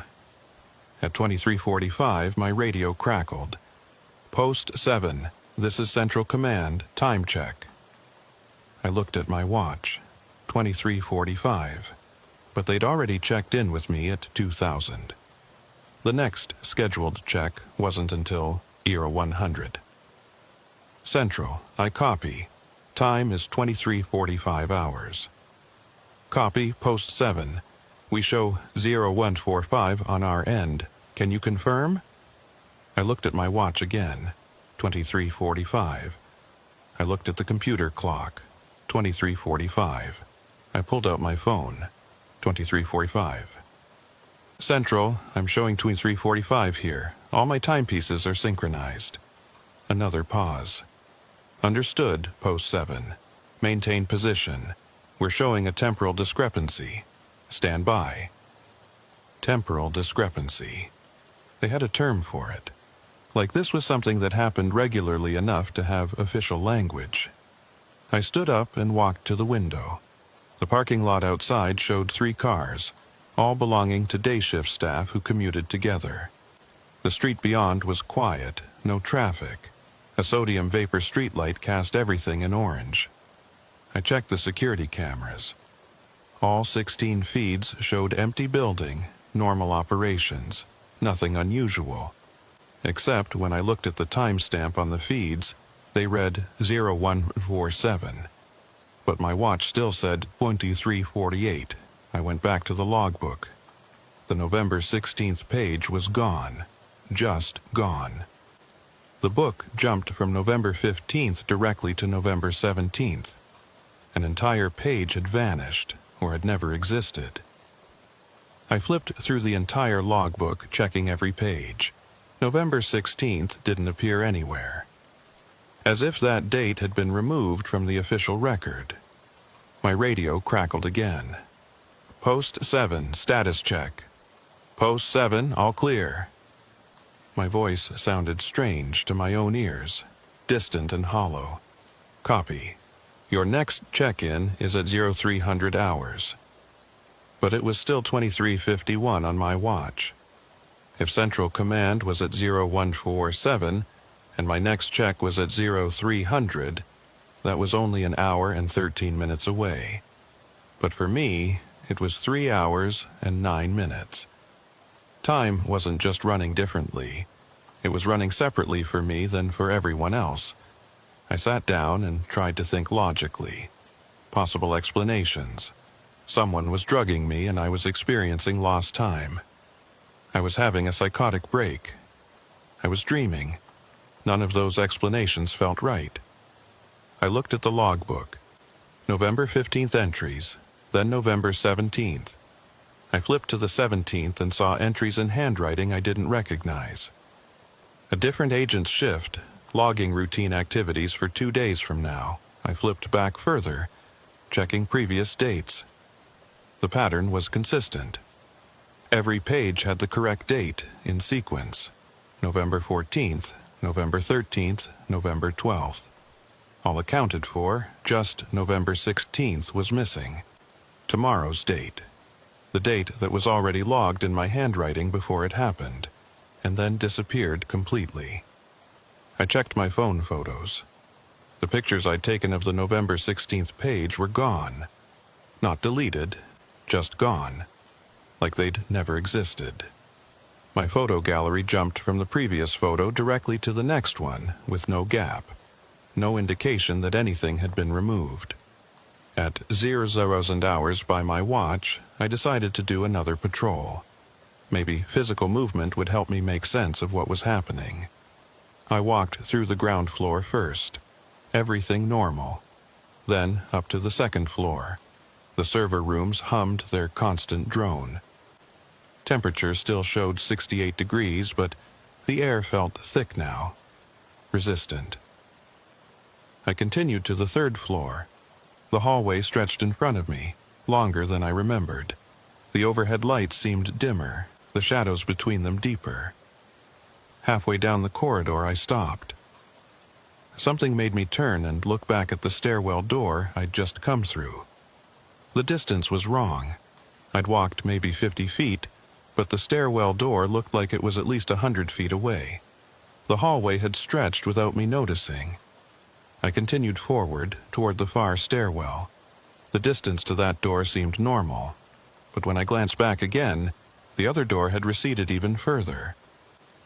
The hallway was expanding behind me as I walked. I stopped and pulled out my phone to use the compass app, something to give me objective measurements. But my phone screen was blank. Not dead, not powered off, just blank, no display at all. I pressed the power button, nothing. Held it down for a hard reset, nothing. I looked at my watch. The hands had stopped moving. Frozen at 0004. The hallway lights flickered once, twice, then steadied. But the quality of the light had changed. It was the same brightness, but somehow older, like looking at the world through aged film. I continued walking, counting my steps. 50 paces, 75, 100. The far stairwell door didn't get any closer. The hallway just kept extending in front of me, unspooling like an infinite corridor. Behind me, I heard a door open. I spun around, hand on my weapon. The hallway behind me was empty. All the doors were closed. But I definitely heard it. The distinct sound of a door opening and closing. Then I heard footsteps. Not the echo of my own steps, but new ones, coming from somewhere ahead of me. I turned back toward the far stairwell. The door was opening. Slowly, deliberately, like someone was pushing it open from the other side. A figure stepped through. It was me. I was looking at myself, maybe 50 feet away, walking into the hallway from the stairwell. Same uniform, same posture, same everything. The figure, the other me, didn't seem to notice me. He just walked down the hallway, checking doors, doing a routine patrol. I stood, frozen, watching myself move. The other me reached one of the offices, tried the handle, confirmed it was locked, then continued on. As he got closer, I could see more details. His name badge said Hayes. His watch showed 0147. His movements were mine, efficient and practiced. He walked past me. Not through me, but past me. As if I wasn't there. As if I was invisible. I turned to watch him continue down the hallway. He reached the stairwell door at the far end, the one I'd been trying to reach for what felt like forever. He opened it and disappeared inside. The moment he was gone, the hallway snapped back to normal length. I was standing at the far end, right next to the stairwell door. The distance behind me to the other stairwell looked correct now, maybe 150 feet. I checked my watch. The hands were moving again. 047. My phone screen showed the normal display. 047. The radio crackled. Post 7, time check at 0200 hours approaching. Prepare for status report. I opened the stairwell door and looked down. Empty, no sign of the other me. Just a normal stairwell, concrete and metal rails and fluorescent lights. I went back down to the security office, my mind racing. What I'd just experienced couldn't be explained by fatigue or equipment malfunction. I had seen myself, a version of me from a different time, walking through the same space, unaware of my presence. Back at the desk, I pulled out the logbook. November 16th was there again. The page that had disappeared was back, filled with entries in my handwriting for a shift I didn't remember working. But now there were new entries too, entries that hadn't been there before. 0147. Third floor patrol completed. Encountered temporal overlay. Corridor extension phenomenon observed. Recommend flagging this shift for review. I hadn't written that, but it was in my handwriting. I grabbed the pen and tried to write a new entry. The ink took this time, flowing normally onto the page. I wrote 0150, experiencing severe timeline disruption. Request immediate backup, and my hand stopped moving. I couldn't write anymore. The pen was working. My hand could move, but I physically could not form any more words on the page. Some invisible barrier prevented it. I looked at what I'd written. The ink was already fading. As I watched, the words became lighter and lighter until they disappeared completely. The page showed only the previous entries, all in my handwriting, all describing events I didn't remember. The computer monitor flickered. When it stabilized, I saw something that made my stomach drop. The security camera feeds were showing me. In the security office, sitting at the desk, writing in the logbook. But the timestamp on the feed said 323. I was watching myself 3.5 hours in the future. And in that future I was writing in the logbook, calm and methodical, as if nothing unusual was happening. I looked down at the logbook in front of me. The entries continued past 0150, documenting activities through the rest of the shift. My future self had already logged everything. 0323, final server room check completed. All systems operational. 0445, prepared end-of-shift report. No significant incidents to note. 0600, shift concluded. Building secured. Transferred custody to day shift. Hayes. I grabbed my radio. Central, this is post 7. I need immediate extraction. I'm experiencing static burst from the radio. So loud, I had to rip the earpiece out. When the static cleared, a voice came through. My voice. Post 7 to Central. 0200 check-in. All secure. No incidents to report. But I hadn't said that. I was still holding the radio, the transmit button not pressed. The voice continued. Copy that, Central. Next check at 0300. I looked at the computer screen. The camera feed showing me in the security office had changed. Now, the timestamp read 0200, and the version of me on screen was putting down the radio, exactly as if I'd just finished the call I'd heard. I stood up, backing away from the desk. This wasn't happening. This couldn't be happening. But I knew it was. Somehow, I was unstuck in time. Jumping forward, seeing different versions of myself existing in different moments, all overlapping in the same space. The lights in the security office dimmed, then brightened, then dimmed again. Each time they changed, I saw the room differently. Once with me at the desk. Once with the room empty. Once with someone else sitting there, an agent I didn't recognize, working a shift that wasn't mine. I closed my eyes, trying to center myself. When I opened them, the room was normal again. I was alone, the clock showed 2:03, and everything looked ordinary, except for the logbook. November 16th was gone again. The pages jumped from the 15th to the 17th with no indication anything was missing. I picked up the logbook and carried it with me as I left the security office. I needed to see something real, something solid, something that existed in normal time. I walked to the main entrance and looked out at the parking lot. The same 3 cars, the same street light, the same empty street. But the sky was wrong. It should have been full dark, stars visible if there weren't so much light pollution. Instead, the sky had a gray quality, like pre-dawn twilight. Yet my watch showed 02:05. Hours until sunrise. I went back inside and pulled out my phone. No signal, no network. The date display showed November 16th. I took the stairs to the second floor, thinking maybe the server rooms would give me something concrete to hold on to. Equipment doesn't lie. Hardware operates according to fixed principles. The server room required a key card. I swiped mine, and the door unlocked with its usual click. I stepped inside. The servers were all off. Not just powered down, but completely inert.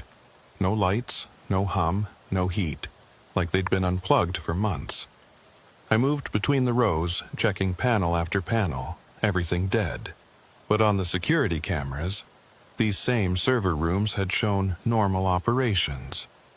Lights blinking, systems running. I left the server room and went back to check the camera feeds. On the monitors, the server rooms looked active. I could see the indicator lights, the status displays, everything functioning normally. I went back upstairs and looked directly at the servers. Dead. Back downstairs to the monitors. Active.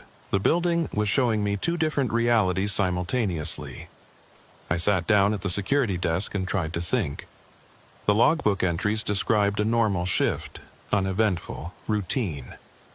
But what I was experiencing was anything but normal, unless the normal shift hadn't happened yet, unless I was experiencing events out of sequence, and the real shift, the one that would be logged and recorded and remembered, was still to come. But if that was true, what was I doing right now? What was this version of the night? This experience that nobody would ever record? At 0300, my radio crackled. Post 7, status check. I grabbed the radio and transmitted. Central, this is Agent Hayes. I need to report. But what came out of my mouth didn't match what I intended to say. My voice, speaking on its own, said, Post 7, all clear. No incidents. I tried again, forcing the words. I'm experiencing timeline disruption. I need... But again, my voice transmitted something different. Everything normal. Next check at 400. I wasn't in control of what I was saying. My future self was speaking through me, delivering the reports that had already been logged, that had already happened according to some version of reality I hadn't experienced yet. I dropped the radio and looked at my hands. They were fading, not disappearing but becoming translucent. I could see the desk through them. I was being edited out of this timeline. The version of me that was logged, recorded, and official was overwriting the version of me that was experiencing these anomalies. Reality was correcting itself, removing the inconsistency. I grabbed the logbook and flipped to November 16th. The page was there again, but this time I could see through it. The paper itself was becoming transparent. I tried to write in it, to add my own entry, to document what was really happening. But the pen passed through the page without leaving a mark. I was already too insubstantial to affect the record. The security office around me was changing. The walls looked newer, the equipment different. I was seeing the building at different times, different eras, all layered over each other like multiple exposures on the same photograph. In one version, I was sitting at the desk, filing routine paperwork. In another, the office was empty. In another, it was under construction, plastic sheeting and power tools visible. All of these times existed simultaneously. All of them were equally real and equally present, and I was slipping between them, unable to anchor myself to any single moment. At a 400, the lights went out completely. Not a power failure, but total darkness, absolute black. In the darkness, I heard voices, multiple versions of myself, speaking different words at different times, all overlapping. Post 7, all clear. I need backup. Something's wrong. Shift concluded without incident. Please, someone help me understand. Building secured for the night. I'm trapped in time. I'm seeing all of my voices, all of my experiences, all existing in the same space but in different moments, unable to reach each other, unable to help each other. Then the lights came back on. The security office looked normal again. I checked my watch, 0403. My hands were solid again, no longer translucent. The logbook sat on the desk, open to November 15th. My entries from earlier in the shift were there, neat and complete, ending at 0400. I logged the next entry. 0403. Experienced significant disorientation. Recommend medical evaluation if symptoms persist. The ink took. The words stayed visible. I was existing in normal time again, at least for the moment. But I knew it wouldn't last. Whatever was happening to me, whatever this building was doing to time itself, wasn't finished. I decided to test something. I grabbed a blank piece of paper and wrote the date and time at the top. November 15th, 0405. Then I wrote, "If I lose time again, this note proves I was aware during the gap." I folded the paper and put it in my pocket. Physical evidence that existed outside the logbook, outside the official record. At 0415, I did another patrol. This time, I paid close attention to details, looking for signs that time was behaving strangely. The building felt normal. The floors had the right number of rooms, the hallways were the correct length, the server rooms hummed with their usual drone. Everything appeared ordinary. But when I returned to the security office at 0435 and checked the camera feeds, I saw something that confirmed my worst suspicions. On the third-floor camera, there was someone walking the hallway. The figure was dark, shadowy, difficult to make out clearly, but the gait was familiar. The posture, the way of moving. It was me, again. Another version of me, existing in the same building at the same time. I grabbed my radio and my flashlight and headed up to the third floor. When I burst through the stairwell door, the hallway was empty, but I could hear footsteps, fading away, as if someone had just turned a corner. I followed the sound, moving quickly but quietly. The footsteps stayed just ahead of me, always just out of sight. I rounded corner after corner but never caught up. Finally, I stopped in the middle of a hallway and called out, "Hayes, I know you're there. I know you're me. We need to talk." The footsteps stopped. For a long moment, there was only silence. Then, from somewhere ahead of me, I heard my own voice. "You can't talk to yourself across timelines. It creates paradox." "I don't care about paradox," I shouted.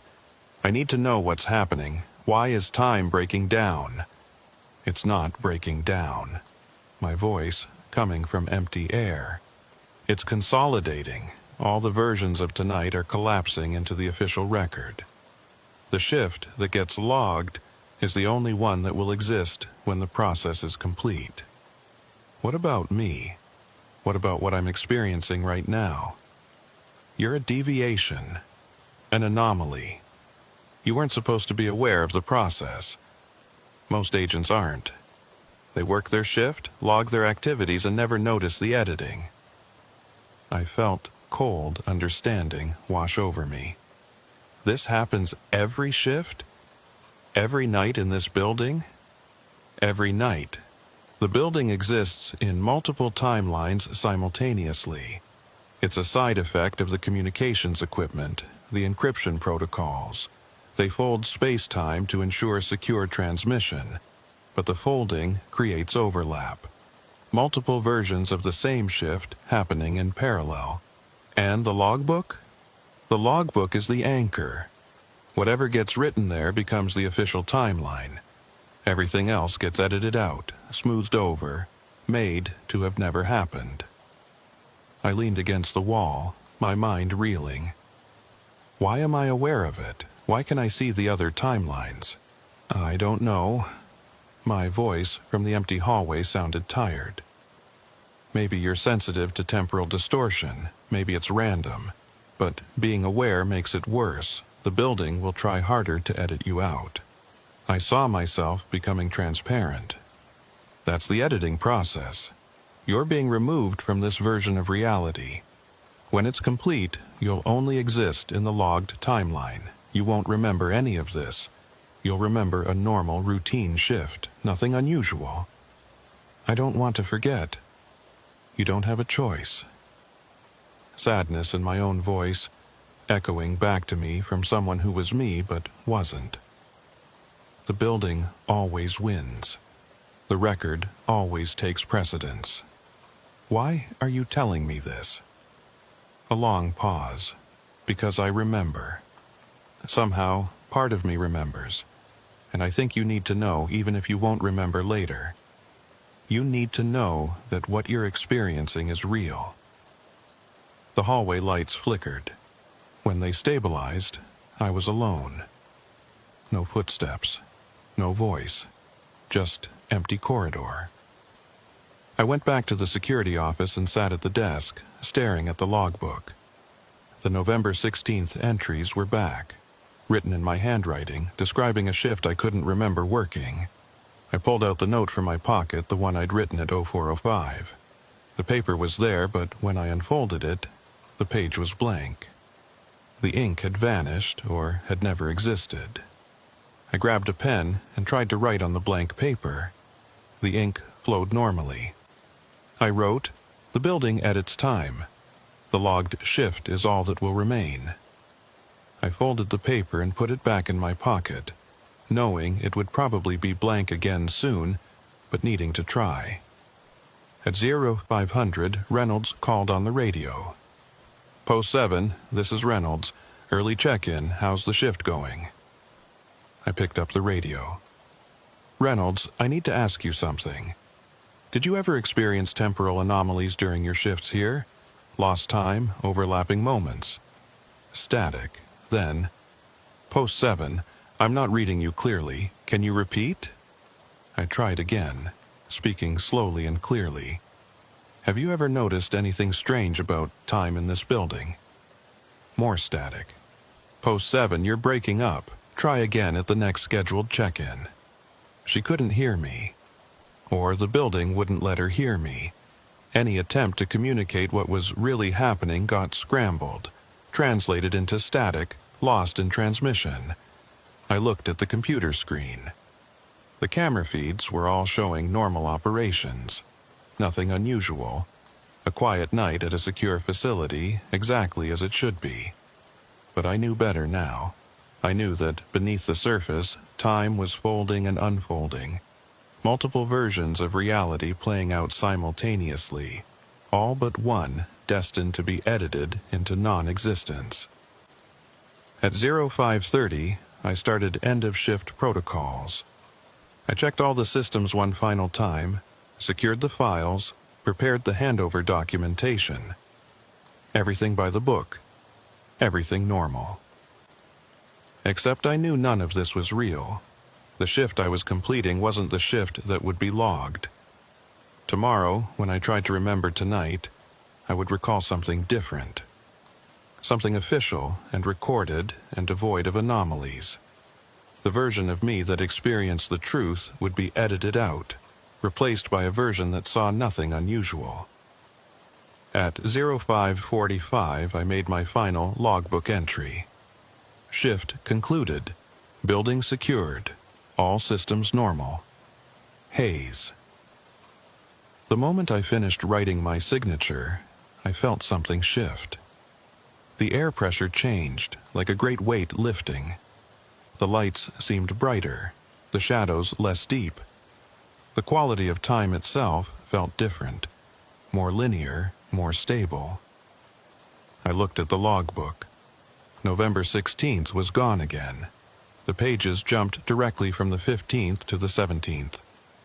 My watch showed 5:47, but I had a memory now, faint and dreamlike, of working a complete shift. Walking the corridors, checking the servers, logging routine activities. A normal night. Nothing unusual. Except that memory was false. I knew it was false because I could still remember the real events, the temporal overlaps, the conversations with myself across timelines. I was holding two conflicting sets of memories, and I could feel one set trying to overwrite the other. At 0600, Reynolds arrived to relieve me. She looked the same as always, professional and efficient. "How was the shift?" she asked. I opened my mouth to tell her everything. The timeline disruptions, the missing logbook pages, the multiple versions of myself. But what came out was, quiet night, no incidents. I tried again, forcing different words. "Reynolds, listen to me. The building does something to time. You need to..." But my voice betrayed me again. "All systems checked out. Building is secure for day shift." I couldn't tell her. The building wouldn't let me. Any attempt to communicate the truth got translated into routine pleasantries. Reynolds nodded, already focused on the computer screens. "Good. See you tomorrow night." I gathered my things and headed for the door. As I walked across the parking lot to my car, I pulled out my phone to check my photos, looking for the pictures I'd taken of the November 16th logbook page. The photos weren't there. My gallery showed no gaps, no missing files, just a continuous record of normal images with nothing out of place. I got in my car and sat behind the wheel, gripping it hard enough to make my knuckles white. I could still remember the overlapping timelines, the conversations with myself, the gradual editing of reality, but already the memories were fading, taking on that dreamlike quality that suggested unreality. Had it really happened? Or had I just experienced some kind of stress-induced hallucination? I pulled out of the parking lot and drove home through the early morning streets. The city was waking up, businesses opening, people starting their day. Everything normal and mundane and real. And I was carrying memories of a night that, according to all official records, never happened. The next night, Sunday, I reported for my shift with a sense of dread. I'd spent the day trying to convince myself that the previous night had been some kind of stress reaction or fatigue-induced confusion. But deep down, I knew what I'd experienced was real. Reynolds greeted me with her usual efficiency. "Evening, Hayes. Quiet day, nothing to report." I wanted to ask her if she'd ever lost time, ever seen the logbook pages change, ever felt like she was being edited out of reality. But I couldn't find the words. Every time I tried to form the question, my mind went blank. After Reynolds left, I settled into the security office and pulled out the logbook.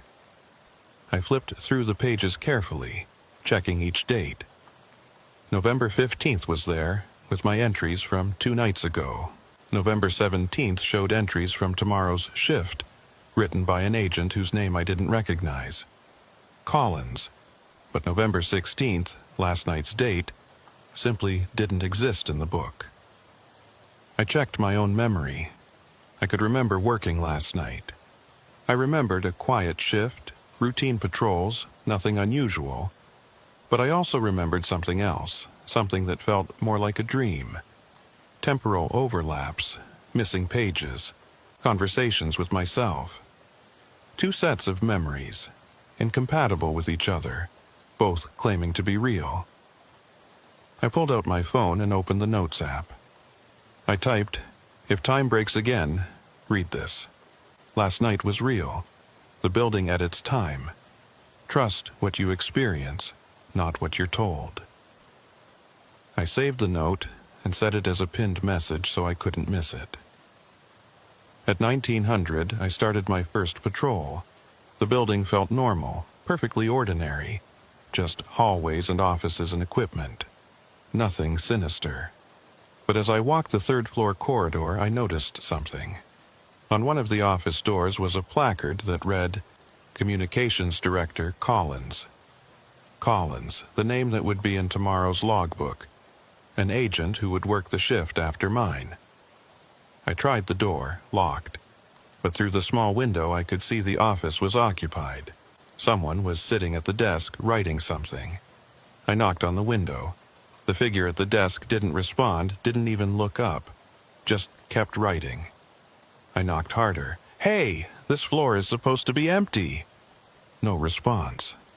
The figure continued writing, oblivious to my presence. I used my master keycard to unlock the door and pushed it open. The office was empty, no desk, no chair, no person, just an unfurnished room with blank walls. But through the window I could still see the figure sitting there, writing. I stepped back into the hallway and looked through the window again. The figure was clearly visible, hunched over paperwork. I opened the door. Empty room. I was seeing 2 realities again. One where the office was occupied, one where it was empty. And I could perceive both simultaneously. I closed the door and continued my patrol, my heart rate climbing. It was starting again. Time was fracturing around me. Back in the security office at 1930, I logged my activities. The pen worked fine, the ink took normally. Everything seemed stable. But when I looked at the entry I'd just written, I saw something that made my breath catch. My handwriting, but different words than I'd intended. I'd written, 1930, 3rd floor check. All offices secure, no anomalies. But I'd meant to write, 1930, 3rd floor check. Saw figure in office 312. Door showed empty room but window showed occupied. Temporal overlay beginning again. My hand had written the official version while my mind was thinking the truth. I grabbed a new pen and tried again on a separate piece of paper. I wrote, "The building is changing what I write." I looked at the paper. It read, "Standard patrol completed. Nothing to report." My hands were writing things my mind wasn't composing. The editing was happening in real time now, translating my attempts to document the truth into bland official language. At 2000, I checked in with Central Command. Post 7, status check, all clear. But I hadn't pressed the transmit button. The radio had broadcast on its own, speaking with my voice but without my intention. I tried to override it, to speak my own words. "Central, I need to report timeline." but my voice continued smoothly as if I hadn't tried to interrupt. Everything normal. Next check at 2100. I was losing control of my own actions. The official version of me was taking over, performing the shift that would be logged and recorded while my conscious awareness became just a passenger. At 2100, I was doing a server room check when I saw him. Another version of myself, standing at the far end of the room, checking the equipment panels. This version of me didn't seem aware of my presence. He moved through his duties mechanically, efficiently, logging information on a tablet. I walked closer. "Hayes, I know you can hear me." The other me didn't respond. He just continued working, checking gauges, noting readings. I reached out to touch his shoulder. My hand passed through him like he was made of mist. He was there but not solid, occupying the same space but in a different timeline. I pulled out my phone and tried to take a picture. But when I looked at the screen, the photo showed an empty server room. The other me didn't appear in the image. I was the only one who could see him. Or I was seeing across timelines, perceiving versions of the shift that existed in parallel to my own. The other me finished his check and walked toward the door. As he passed, he suddenly stopped and turned to look directly at me.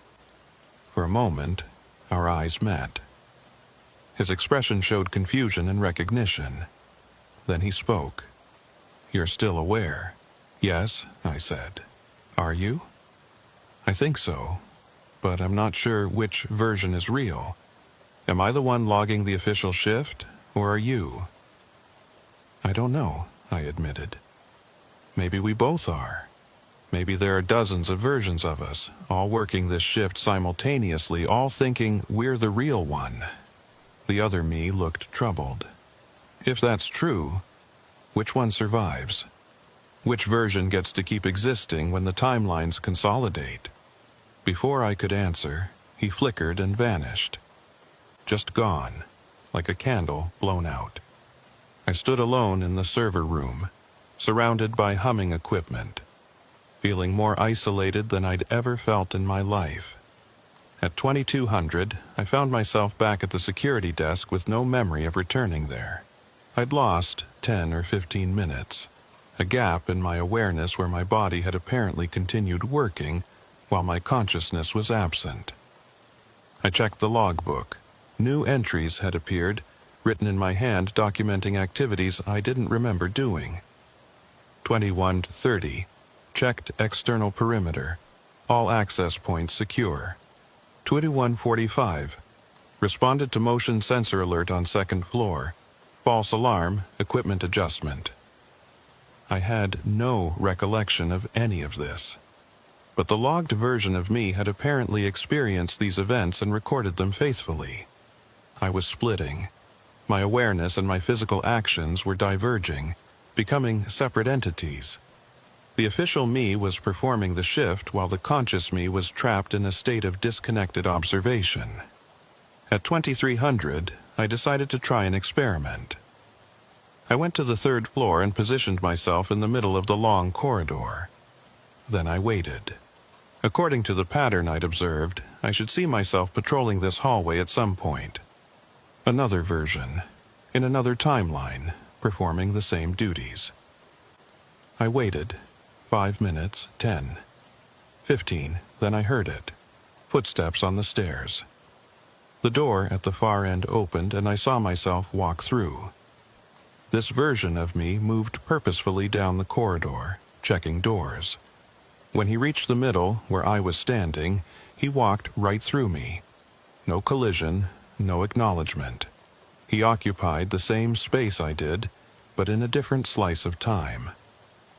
I turned and followed him, watching myself work. He was thorough, professional, exactly as I would be, but his movements had an automated quality, like he was following programming rather than making conscious decisions. When he reached the end of the corridor and entered the stairwell, I tried an experiment. I ran ahead, taking a different route, and positioned myself at the bottom of the stairs before he could get there. The door opened and he emerged. I stood directly in his path. He walked through me again without slowing down, without any indication that he perceived me at all. But as he passed through my position, I felt something. A jolt of connection, a momentary overlap of consciousness.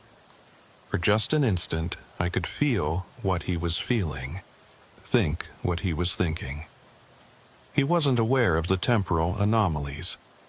His experience was of a normal shift, routine, and unremarkable. He was content, calm, doing his job well. He was the version that would be preserved, the version that matched the official record. And he had no idea that other versions of himself were struggling with the knowledge of what the building really was. At midnight, I sat in the security office and wrote a note to myself on a piece of paper. You are aware of the timelines. Don't let them make you forget. I folded the note and put it in my breast pocket, right over my heart. Maybe proximity to something vital would help it survive the editing process. At 0100, my radio came to life with a voice I didn't recognize. Agent Hayes, this is Agent Collins. Can you read me?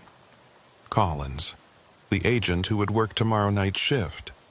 Collins, this is Hayes. You're not scheduled until tomorrow. Why are you on this channel? Tomorrow? Collins sounded confused. Hayes, it's Monday night. I'm here for my shift. Why are you still on this frequency? I looked at my watch. Sunday night, 0105. Collins, it's still Sunday. You're a day early. No, Hayes, it's Monday. November 17th. You should have clocked out hours ago. I pulled out my phone. The date display showed November 17th. But that was impossible. I'd just started my shift 4 hours ago. It was still Sunday, still November 16th. Except, according to my phone, an entire day had passed without me experiencing it. Collins, listen to me carefully. The building does something to time. If you're experiencing anything unusual, any missing time or temporal overlaps, you need to document it however you can. Static. Then, Hayes, you're not making sense. Are you feeling all right? Should I call for medical support? No, I'm fine. Just be careful. Pay attention to the logbook and don't trust your memories of the shift. They might not be real. Hayes, I'm going to report this conversation. You sound like you're having some kind of episode. The connection cut off. I was alone again with the humming equipment and the impossible date on my phone. I went to the logbook. The page for November 16th was there now, but all the entries were written in a hand I didn't recognize. Collins' handwriting. He'd already worked the shift I thought I was currently working. I flipped to November 17th. Empty pages waiting to be filled. No, that wasn't right. I flipped back. November 15th had my entries. November 16th had Collins' entries. November 17th was blank. But I'd been working November 16th. I was sure of it. I'd reported at 1800 on Sunday, November 16th. Except now, all the evidence said today was Monday the 17th. And I was working Monday's shift. And Sunday's shift had already been completed by Collins. An entire day had been edited out of my experience. I'd lost Sunday, lost my shift, lost a full rotation of the Earth. I pulled the note from my pocket, the one I'd written at midnight reminding myself that I was aware of the timelines. The paper was blank. I was being erased systematically, not just edited, but removed entirely. Soon, there would be no evidence I'd ever been aware of the temporal anomalies. I would just be another agent working routine shifts, logging standard activities, never noticing the impossible folding of time that surrounded me. At 200, I heard footsteps in the hallway outside the security office. I looked at the camera feed. The hallway was empty, but the footsteps continued getting closer. The doorknob turned. I stood up, hand on my weapon, facing the door. It opened slowly, and I saw myself walk in. Not a past or future version. Not a temporal echo, but me right now, in this moment, walking through a door I was watching from the other side. We stared at each other. Same uniform, same age, same expression of confusion and fear. "Which one are you?" I asked. "The one working Monday night," he said. "Which one are you?" I thought I was working Sunday night, but now I think I'm working Monday too. We both looked at the logbook. It showed Monday's date, November 17th, with no entries yet. A blank shift waiting to be logged. "We're the same shift," the other me said. "We've been split into separate awareness, but we're both living the same hours. When time consolidates, only one of us will remain. How do we know which one?" He shook his head. "We don't. Maybe neither of us. Maybe a third version we can't see, the one that's logging everything normally without noticing any of this." He walked closer, and I noticed he wasn't casting a shadow. The overhead lights passed through him like he wasn't fully solid. "You're fading," I said. "So are you," he replied, pointing at me. I looked down at my hands. He was right. I could see the desk through them, faint but definite. I was becoming translucent. "The timeline is choosing," I said. "It's deciding which version to keep. Or it's discarding both of us." He sat down in the chair, or tried to. He passed partially through it before finding solidity. "Maybe we're both the anomalies. Maybe there's an official version of this shift happening right now that we can't see, and we're just glitches being edited out." The lights flickered. When they stabilized, the other me was gone. I was alone in the security office, becoming more transparent with each passing second. I grabbed the logbook and tried to write something, anything, to anchor myself to this reality. But the pen passed through the page without leaving a mark. I was too insubstantial now to affect physical objects. I was becoming a ghost in my own shift. At 0300, I couldn't feel the floor anymore. I was standing on it, or I thought I was, but there was no sensation of contact. I was present, but not participating. Observing, but not affecting. I walked through the building, passing through walls and doors like they were made of mist. I could see everything, but interact with nothing. On the second floor, I saw another version of myself doing a server room check. He was solid, corporeal, real. He logged his activities on a tablet, then left the room through the door like a normal person. That was the version that would survive. The one who experienced nothing unusual, who had no awareness of the temporal folding, who would log a routine shift and remember nothing strange. I tried to speak to him, to warn him, but no sound came out. I was beyond sound now, beyond matter. Just a consciousness drifting through a building that no longer acknowledged my existence. At 0400, I found myself in the security office without having walked there. I was just there, sitting at the desk or hovering near it. I couldn't quite tell which. The logbook was open, filled with entries in my handwriting. A complete record of a normal shift, everything logged properly, everything routine. I had no memory of writing any of it. On the computer screen I could see the time, 0403. In 3 hours, the shift would end. Day shift would arrive. And whatever version of me existed in that future would hand over custody of the building with no awareness that anything strange had happened. I would forget, or I already had forgotten, or I'd never known. Time was so tangled now I couldn't tell what was memory and what was premonition. At 0500, I felt myself starting to fade completely. Not just visually, but existentially. The building was finishing its editing, removing the anomaly, smoothing over the glitch.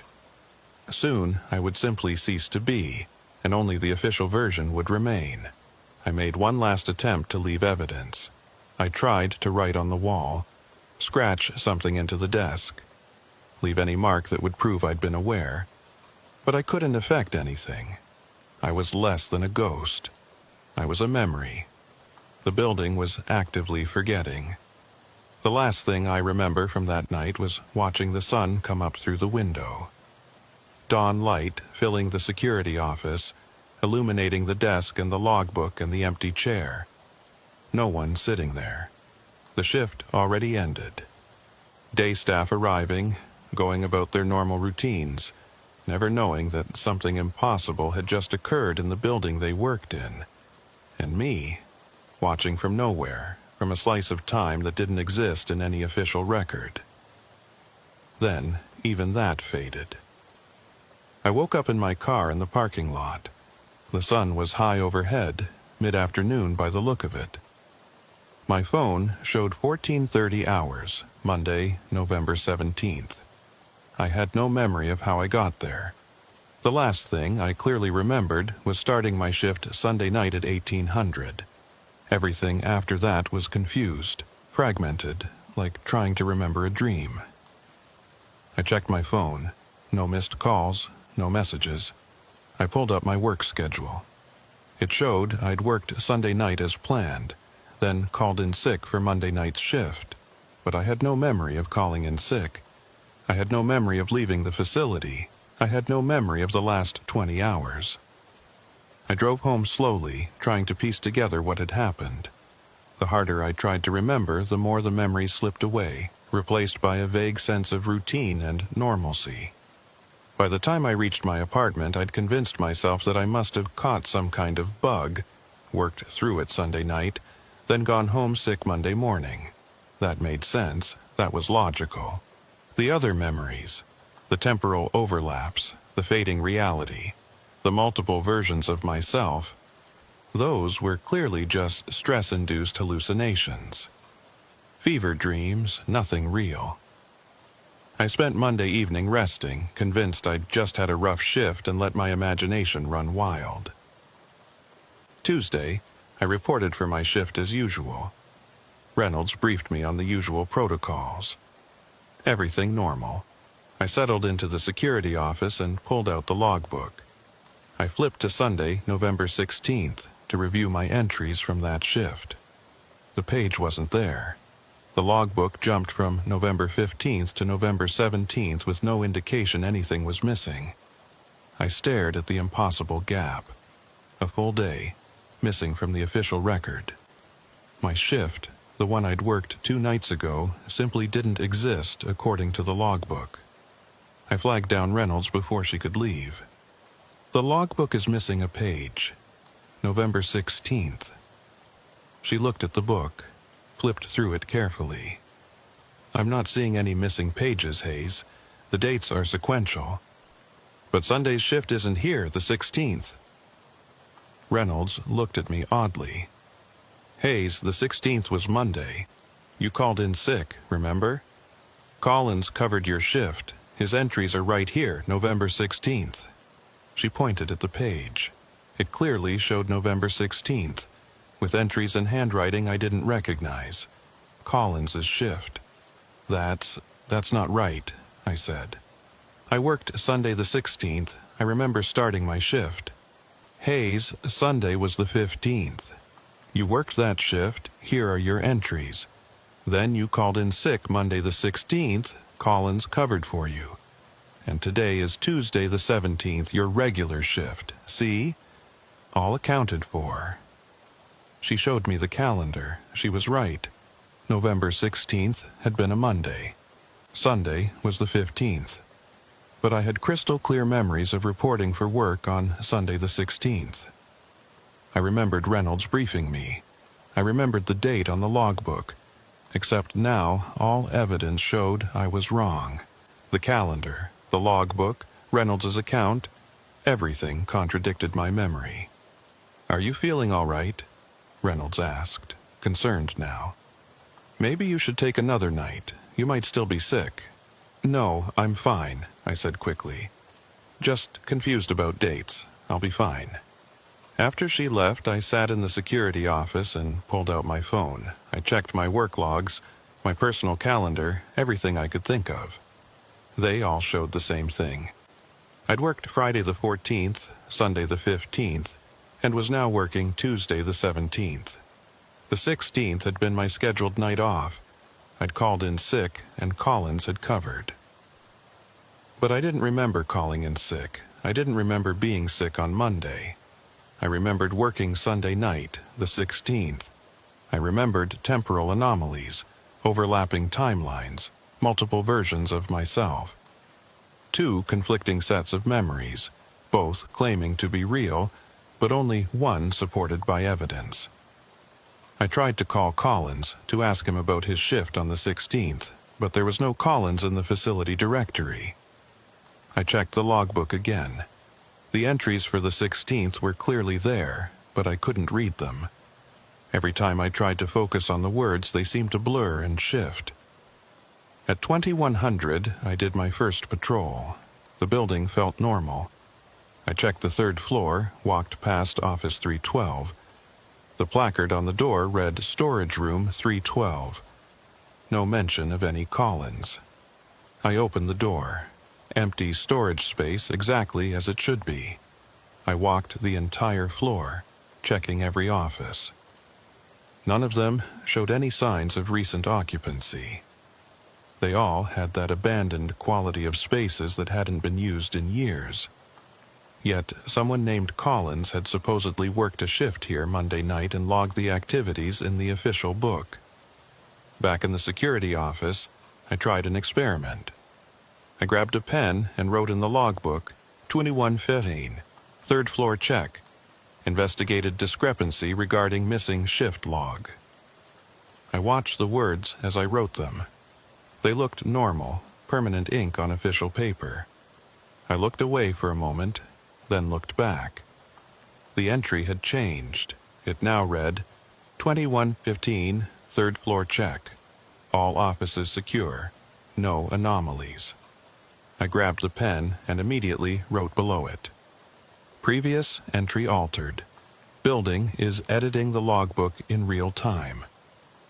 I kept my eyes fixed on the words, refusing to look away. But even as I watched, the letters began to shift and rearrange. Within seconds, the entry read, 2120, continued patrol. Everything normal. The building was actively rewriting the record while I watched, not even trying to hide it anymore. I pulled out my phone and took a picture of the page before it could change again. The photo showed normal entries. Nothing about alterations or editing. The building was changing reality itself. Not just records, but perception, memory, everything. At 2200, I heard footsteps in the hallway. I grabbed my flashlight and weapon and went to investigate. The third floor corridor was empty, but the footsteps continued. They seemed to come from everywhere and nowhere, echoing in impossible ways. I followed the sound to Office 312. The door was closed, but I could hear someone moving inside. I used my keycard to open it. The room was empty. Just bare walls and concrete floor. But the sounds continued. Footsteps, papers rustling, a chair scraping. I stood in the center of the empty room and listened to sounds that had no source. Activity from a timeline that didn't exist, bleeding through into mine. Collins, I called out.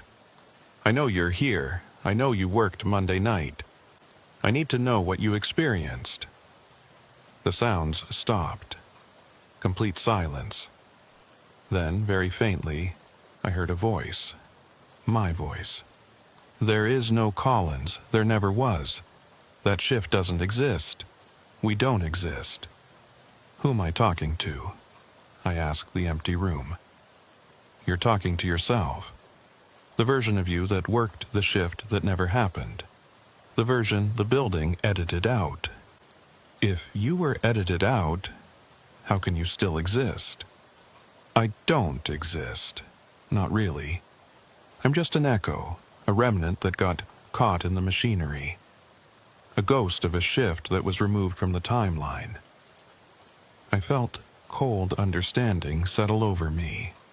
The building doesn't just edit logbooks. It edits reality itself. Entire shifts just ceased to have ever happened. Yes, my voice from empty air. And the people who work those shifts ceased to have ever worked them.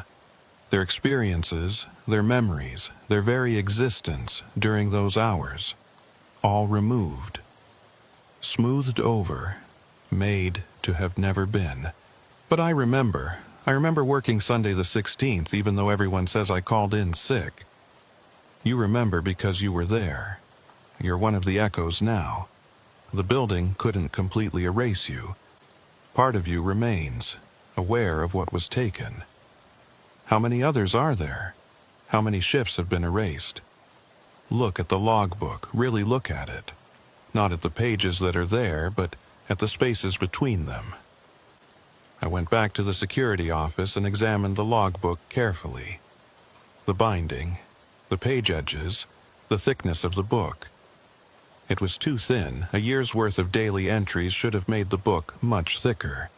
But it was barely half an inch, maybe 200 pages. I counted the pages. The book jumped from one date to another with irregular gaps. November 15th, 17th, 19th, 22nd, 25th. Random dates included, others missing. No pattern I could discern. But when I tried to flip to the missing dates, my fingers found no purchase. The pages weren't there to turn to. They'd been removed so completely they'd never existed. Dozens of shifts, maybe hundreds over the years, just gone. Edited out of the record, out of time, out of existence. And the agents who'd worked those shifts, where were they? "We're here," my voice said from the empty security office, though I was the only one visible in the room. All of us, the ghosts of shifts that never happened. We exist in the spaces between, aware but unable to affect anything, watching the living work shifts that will be logged while ours never were. How do I avoid ending up like you? You can't. It's already happened. Part of you is already here with us. The part that experienced Sunday the 16th. You just haven't fully realized it yet. I looked down at my hands. They were solid, corporeal. I could feel the desk, the chair, the logbook. I was real. But for how long? How much of me was already fading, already edited out, already becoming another echo in a building that consumed shifts and turned them into non-existence? At 0100, I started noticing more of them. The ghosts of shifts that never were. They appeared in the camera feeds, faint and translucent, moving through their routines. Agents I didn't recognize, some in current uniforms, some in styles from decades past. All of them working shifts that had been removed from the official record. All of them trapped in a state of partial existence, aware enough to know what had happened, but powerless to change it. I could see them everywhere now. In the hallways, the server rooms, the offices. Dozens of figures moving through the building, each one experiencing their own erased shift, each one invisible to the others. We were all there, all occupying the same space, all existing in parallel timelines that had been severed from the main flow of reality. At 0300, I saw Reynolds. Not the current Reynolds, but a younger version from years ago, working a night shift that had been edited out. She moved through the security office like I wasn't there, checking equipment that no longer existed, logging entries in a logbook that wasn't there. I tried to speak to her, but she couldn't hear me. We were in different slices of time, different versions of reality that happened to overlap. "How long have you been here?" I asked, knowing she couldn't answer. But another voice responded, from somewhere in the room I couldn't see. 23 years. I spun around. Who said that? Agent Morrison. I worked here in 2002, November 16th, 2002, a Thursday night. I remember it clearly because it was the night that got taken. You've been here for 23 years? In this building, yes. In this state of partial existence, I can't leave. I'm bound to the shift that never happened, trapped in hours that were removed from the timeline. Is there any way out? Silence. Then, I don't know. None of us have found one. We just exist here, watching shift after shift, some logged and remembered, others erased and forgotten. We're the forgotten ones, Hayes. The ones the building decided shouldn't exist. At 0400, I felt the familiar sensation of fading, my hands becoming translucent, the floor losing solidity beneath my feet. The building was deciding. This shift, my shift, Tuesday the 17th, it was being evaluated for existence. Would it be logged and remembered? Or would it join the others, the missing dates, the erased shifts, the ghosts in the machinery? I grabbed the logbook and tried to write. Do not erase this shift. Agent Hayes must remain in the record. But even as I wrote, the words changed. Routine patrol completed. No incidents to report. The building wouldn't let me advocate for my own existence. It was going to make the decision on its own terms. At 0500, Reynolds arrived early for day shift. She looked at me with concern. Hayes, you look terrible. Are you feeling all right? I'm fine, I said, though I could barely feel my own mouth forming the words. Just a long night. Well, get some rest. I'll take over from here. I gathered my things and headed for the door. With each step, I felt more substantial, more solid. Maybe the building had decided to let this shift remain. Maybe I'd survived the editing process. I got to my car and sat behind the wheel. Everything felt real. The steering wheel under my hands, the seat beneath me, the key in the ignition. I started the engine and drove home through the early morning light. The city was waking up around me, everything normal, everything mundane. But I couldn't shake the feeling that I was forgetting something. Something important. Something about my shift that I needed to remember. By the time I reached my apartment, the feeling had faded. Just residual anxiety from a long night. Nothing more. I fell into bed and slept dreamlessly. When I woke up that evening, I checked my work schedule. It showed I was off tonight, Wednesday the 15th. My next shift was Friday the 20th. Wait, that wasn't right. I'd worked Tuesday night. My next shift should be Wednesday, not Friday. I checked my phone calendar. It showed I'd requested Wednesday off weeks ago for a dental appointment. But I didn't remember making that request. I didn't have any dental appointments scheduled. I called the facility. Reynolds answered. Hey Hayes, what's up? I'm just checking my schedule. I'm off tonight, right? That's right. You requested Wednesday off last month. Agent Grant is covering for you. Grant? I didn't recognize the name. Yeah, new guy, just transferred in. He's working Wednesday nights for the next month while he gets oriented. I thanked her and hung up. Something was wrong. My schedule had changed, and I had no memory of requesting the time off. I pulled out the calendar and looked at the dates. November 15th, 17th, 19th, 20th. My shifts, the 16th and 18th, were marked as days off, covered by Collins and Grant, respectively. But I had no memory of Collins or Grant, and I had no memory of requesting those days off. I got in my car and drove to the facility. I needed to see the logbook, to check the entries, to confirm that those shifts had actually happened without me. Reynolds seemed surprised to see me. Hayes, I thought you were off tonight. I am. I just need to check something in the logbook. Won't take a minute. She looked hesitant, but let me in. I went straight to the security office and pulled out the logbook. I flipped to November 16th. The page was there, filled with entries in handwriting I didn't recognize.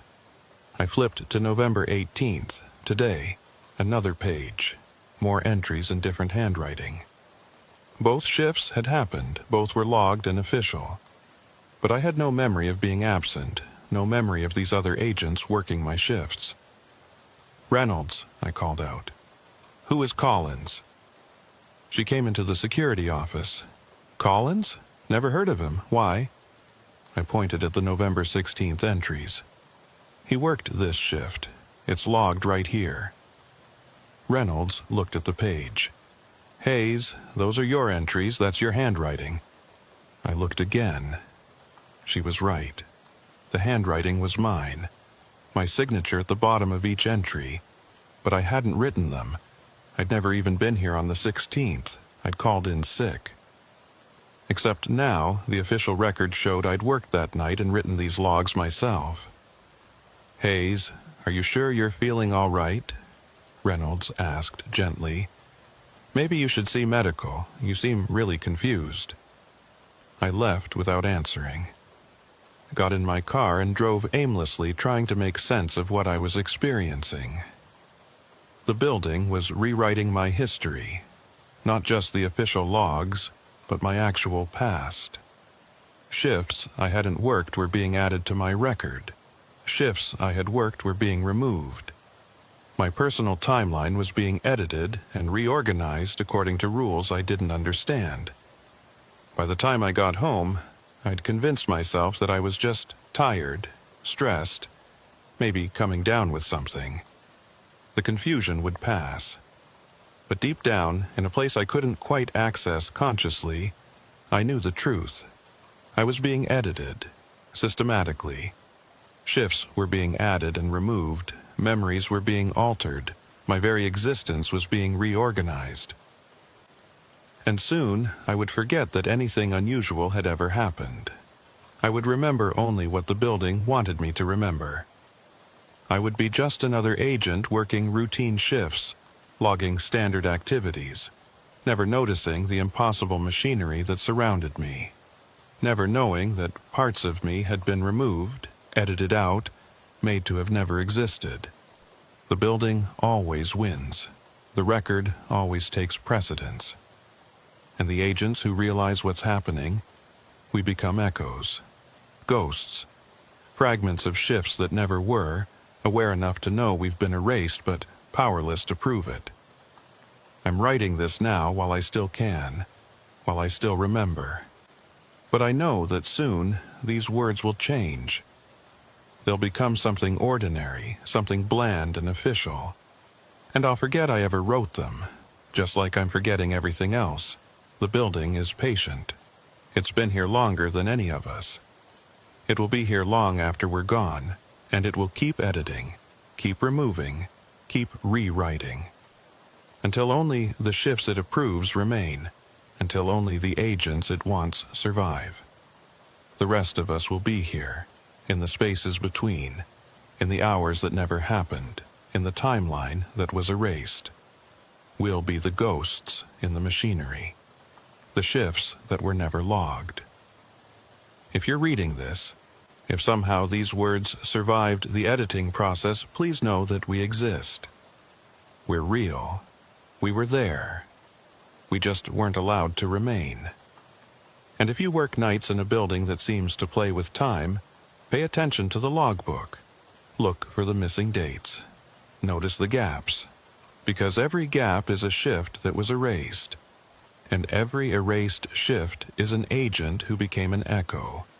We're still here. We're still working our shifts. We just don't exist anymore. Not officially. Not in any way that matters. But we remember, and we're trying to warn you.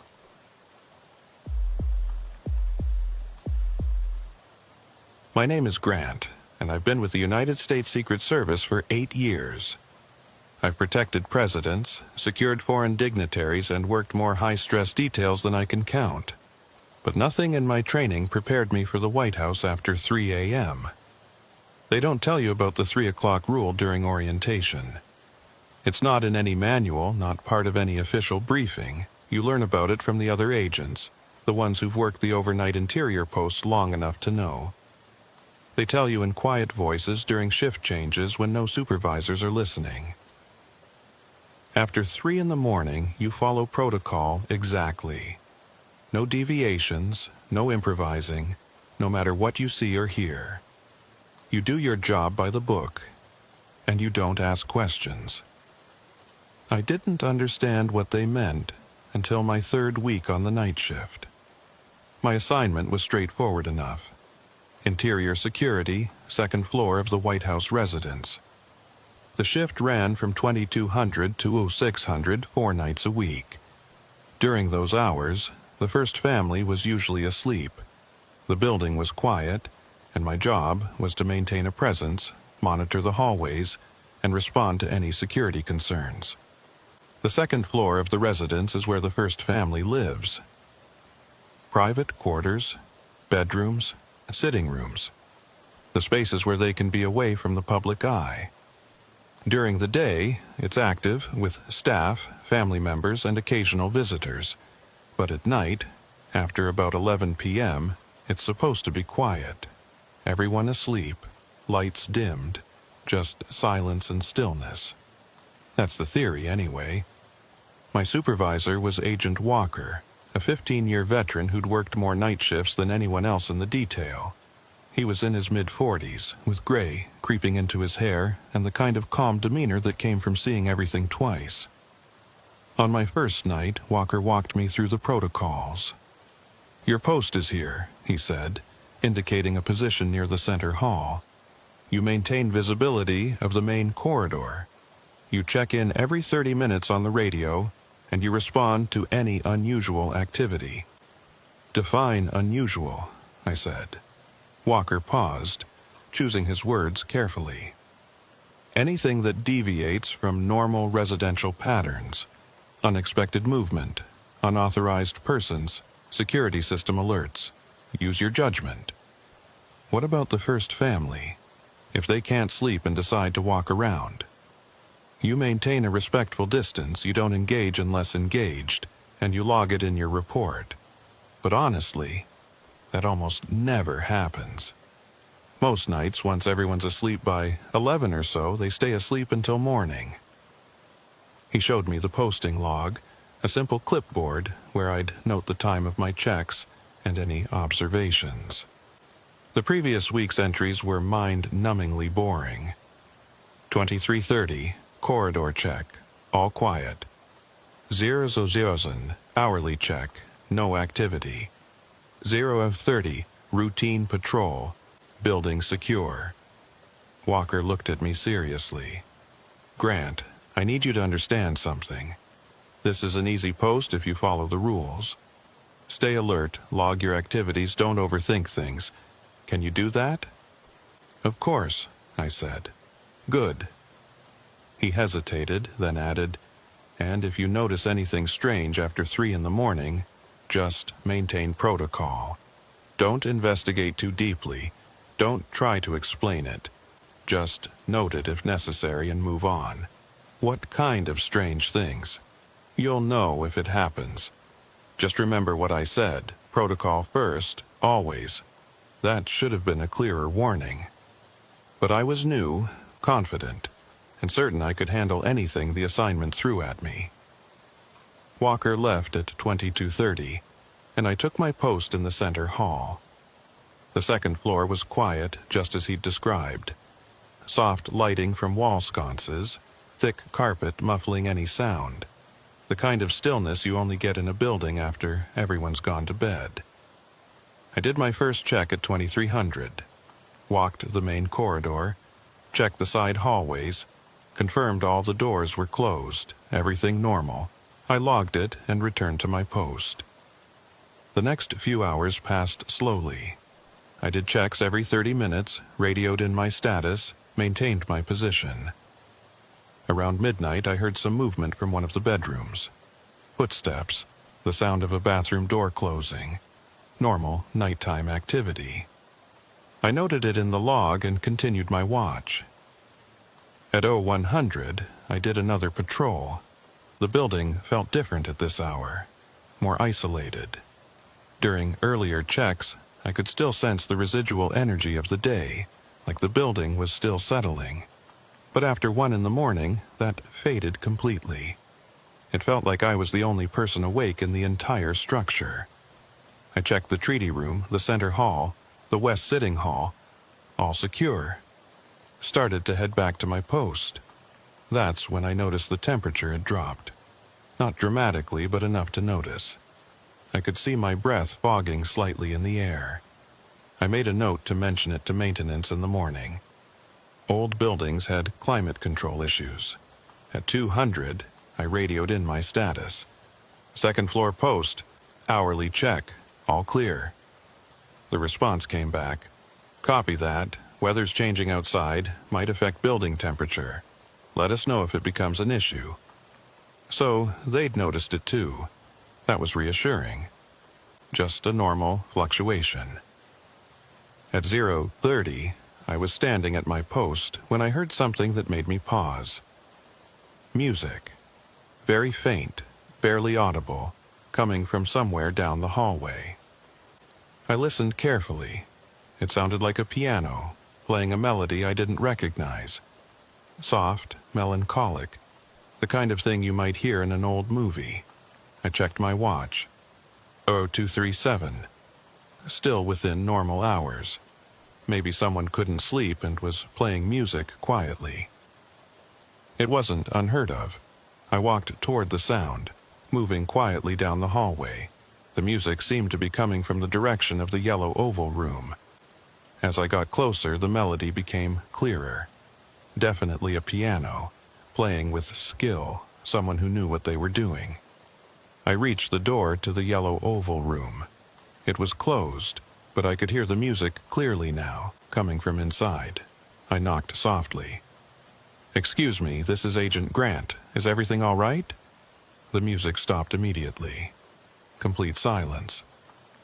I waited for a response. None came. I knocked again. "Sir, ma'am, I'm going to need verbal confirmation that everything is okay." Still nothing. I tried the door handle. Locked.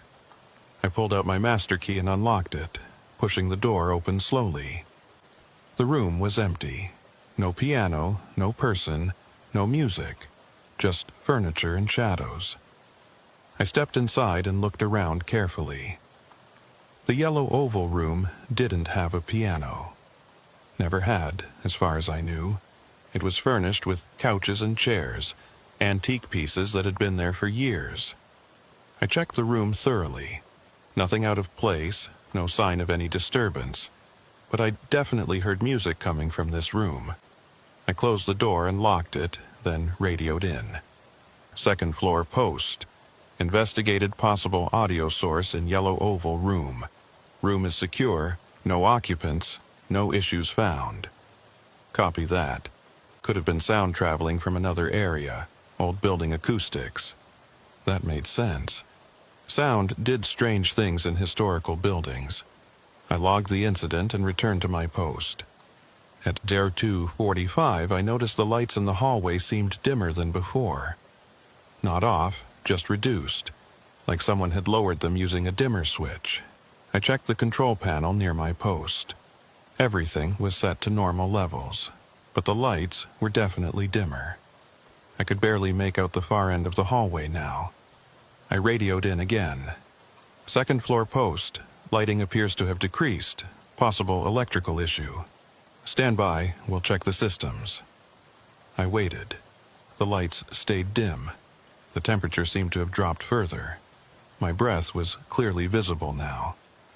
At 02:55, my radio crackled. Second floor post. Our systems show all lighting and climate control operating normally. Are you still experiencing issues?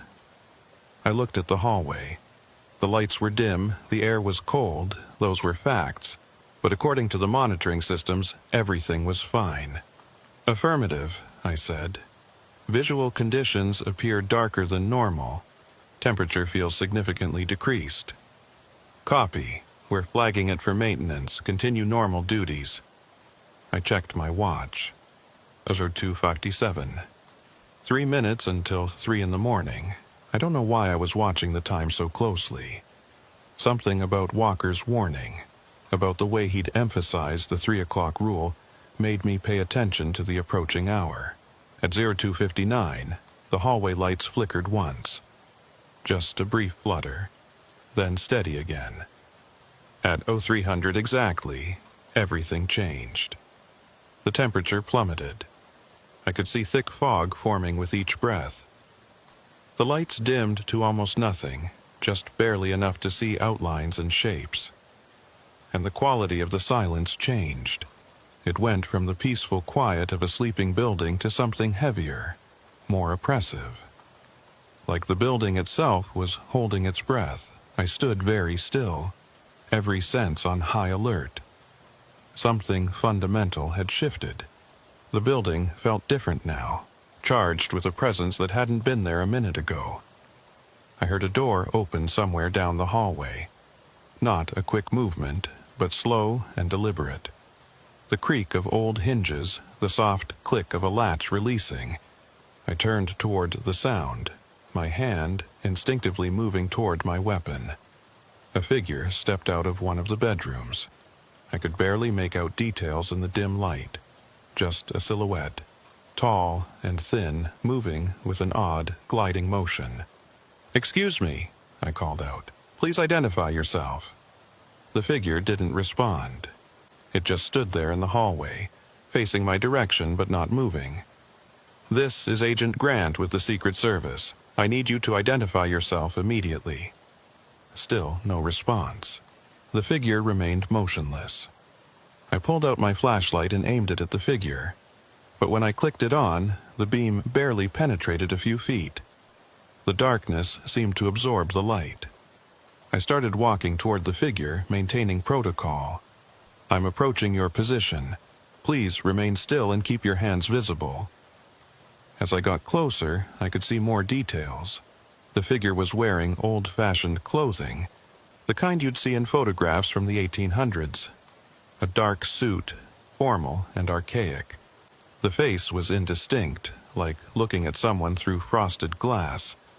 I was about 10 feet away when the figure turned and walked through a closed door. Not opened it, not pushed it aside, but walked directly through it like the door wasn't there. I stopped in my tracks, my mind trying to process what I'd just seen. That wasn't possible.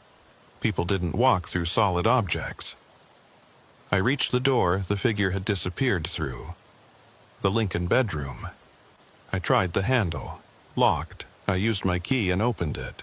The room was empty. No figure, no person, no sign anyone had been there. I checked the entire room thoroughly. Under the bed, in the closets, behind furniture. Nothing. I stood in the center of the Lincoln bedroom, my heart pounding, trying to make sense of what I'd just witnessed. There had to be a rational explanation. Trick of the light, fatigue-induced hallucination, something. But I knew what I'd seen. A figure in old-fashioned clothing, walking through a closed door. I radioed in. Second floor post. Investigated possible intruder in Lincoln bedroom. Room is clear, no occupants found. Copy that.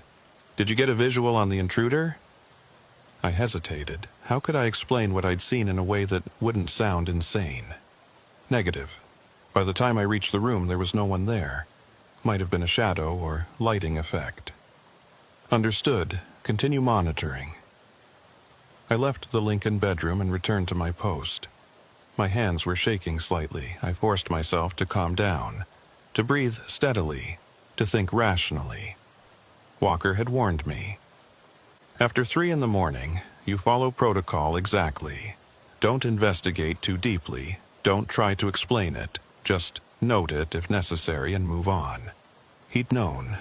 Somehow, he'd known that strange things happened after 3 a.m., and he'd told me not to dig into it, just to do my job. At 03:15, I heard footsteps. Multiple sets, walking in the hallway above me. But there was no third floor in this section of the building. The ceiling above me was the roof. The footsteps continued for about a minute, then faded away. At 0:30, I saw lights flickering in the east sitting hall. Not the overhead lights, but moving lights like someone walking with a candle. I went to investigate and found the room empty, but I could smell something. Smoke. Not fire smoke, but tobacco smoke. Like someone had been smoking a pipe or cigar. At 03:45, A door at the end of the hallway opened on its own. I watched it swing wide, revealing the dark room beyond.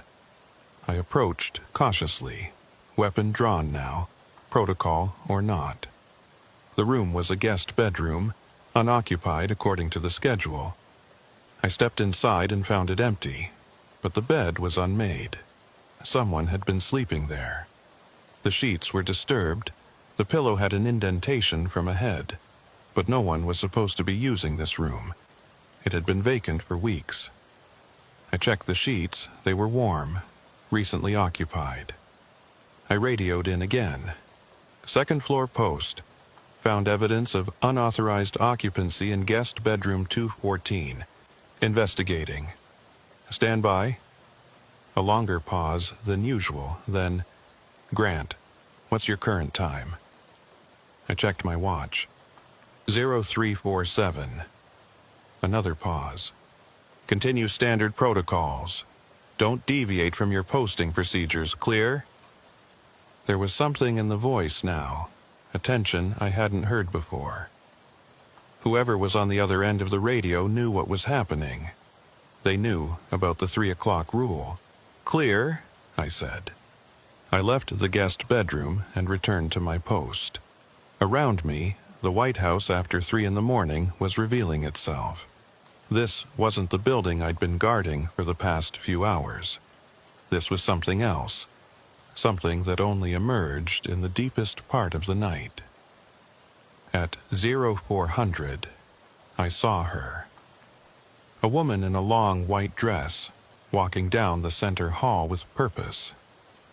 She moved like she belonged there, like she was going about normal business. She walked right past me without acknowledgement, heading toward the west sitting hall. I didn't call out this time. I didn't try to stop her. I just watched as she walked to the end of the hallway and faded from sight, becoming transparent and then nothing. At 0415, I heard voices. A conversation happening in one of the rooms, too muffled to make out words, but clearly 2 people talking. When I investigated, I found empty rooms and silence. At 0430, the lights brightened slightly. The temperature began to rise. The oppressive quality of the air started to lift. At 0445, everything returned to normal. Full lighting, comfortable temperature, the peaceful quiet of a sleeping household. It was like a switch had been flipped, transforming the building back to its ordinary state. I stood at my post, breathing hard, trying to process what I'd experienced over the past hour and 45 minutes. At 0500, Walker arrived for early shift change. He took one look at me and nodded knowingly. You saw them. Them? The others. The ones who are still here after 3 a.m. I didn't know what to say. Walker gestured for me to follow him to a small office down the hall, out of earshot from any monitoring equipment. Look, he said quietly. What you experienced tonight is normal. Well, normal for this building after 3 in the morning. It happens every night. Has happened for as long as anyone can remember. What's happening? Walker shrugged. No one knows for sure. Some people think it's residual energy from all the history this building has seen. Others think it's something about the location, the land itself. A few believe the building exists in multiple time periods simultaneously, and after 3 a.m., the barriers between them get thin. And the service knows about this? Of course we know. Everyone who works nights here eventually experiences it. But it's not something we can put in reports or investigate officially. What would we say? The White House is haunted after 3 in the morning? It would be a media nightmare. So we just ignore it? We acknowledge it privately and follow protocol publicly. We do our jobs, we keep people safe, and we don't make the strange things we see into bigger issues than they need to be. Walker looked at me seriously. Grant, I need to know you can handle this. Can you work nights here knowing what happens after 3? I thought about it. The figures I'd seen, the sounds, the impossible things. But nothing had been threatening. Nothing had actually posed a danger. It was just presence, activity from another time, bleeding through into ours. "I can handle it," I said. "Good, because it gets easier once you know what to expect. And there are rules, unwritten but important, about how to coexist with whatever's happening here." "What rules?" "Don't interact with them directly. Don't try to communicate or make contact. Just observe and move on. Never investigate the Lincoln bedroom between 3 and 4 if you can avoid it. And most importantly, never, ever deviate from standard security protocols, no matter what you see. The protocols keep you grounded in this time, this reality." I nodded, filing away each instruction. Walker clapped me on the shoulder. "You did fine tonight. Get some rest. It'll make more sense after you've processed it." But as I drove home in the early morning light, watching the city wake up around me, I knew some things would never make complete sense. I'd just spent an hour and 45 minutes in a building that existed in multiple time periods at once, and tomorrow night, I'd do it again. After that first night, I started paying closer attention, not just to what happened after 3 a.m., but to everything. The building's rhythms, the subtle changes in atmosphere, the way other agents behaved around certain times and places. I noticed that the other night shift agents never lingered after their shifts ended. They did their handoffs quickly and left, like they couldn't get out of the building fast enough. And no one ever talked about what they saw during those post-3 a.m. hours.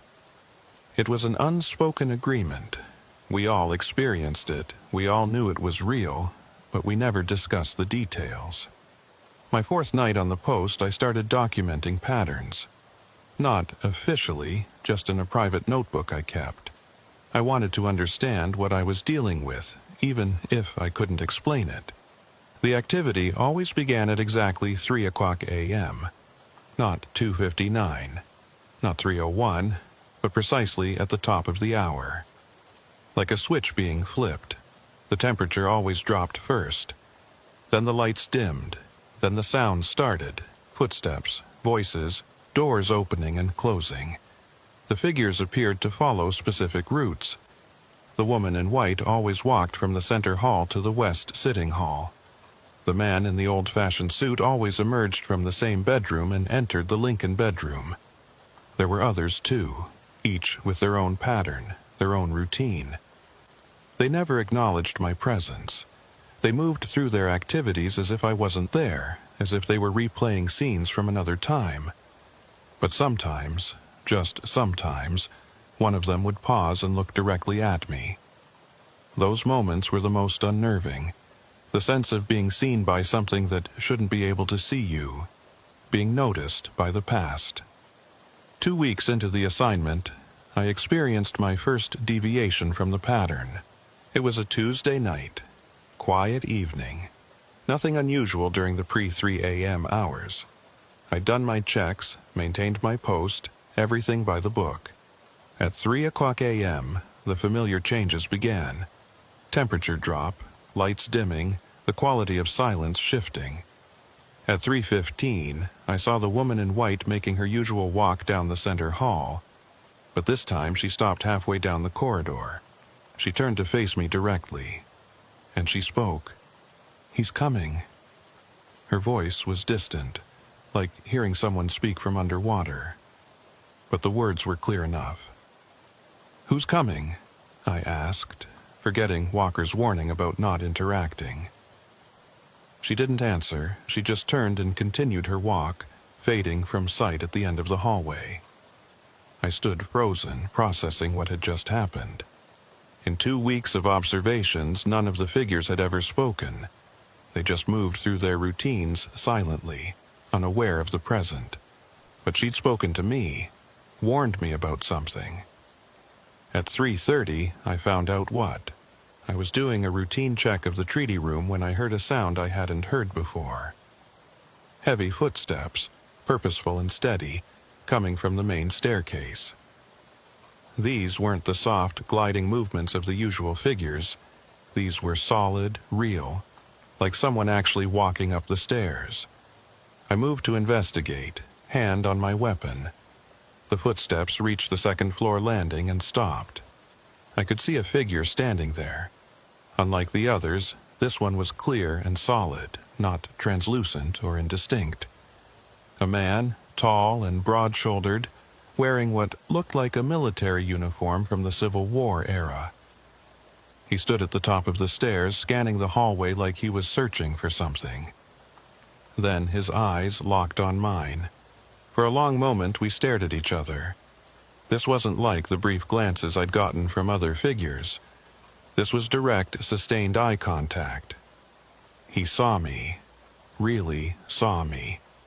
He started walking toward me. I backed up instinctively. "Sir, this is a restricted area. I need you to stop and identify yourself." He kept walking, his boots heavy on the carpet. As he got closer, I could see more details. The uniform was Union Army, an officer's coat with brass buttons. His face was weathered, hard, the face of someone who'd seen combat. "Sir, I'm ordering you to stop." He didn't stop. He was 10 feet away now, 5 feet. Close enough that I could have reached out and touched him. I drew my weapon. "Stop immediately, or I will—" He walked through me. Not past me, through me. I felt a wave of intense cold as he passed, like being dunked in ice water. For a moment, I could see through his eyes, feel what he was feeling. Urgency, purpose. He was looking for someone, searching the building for a specific person.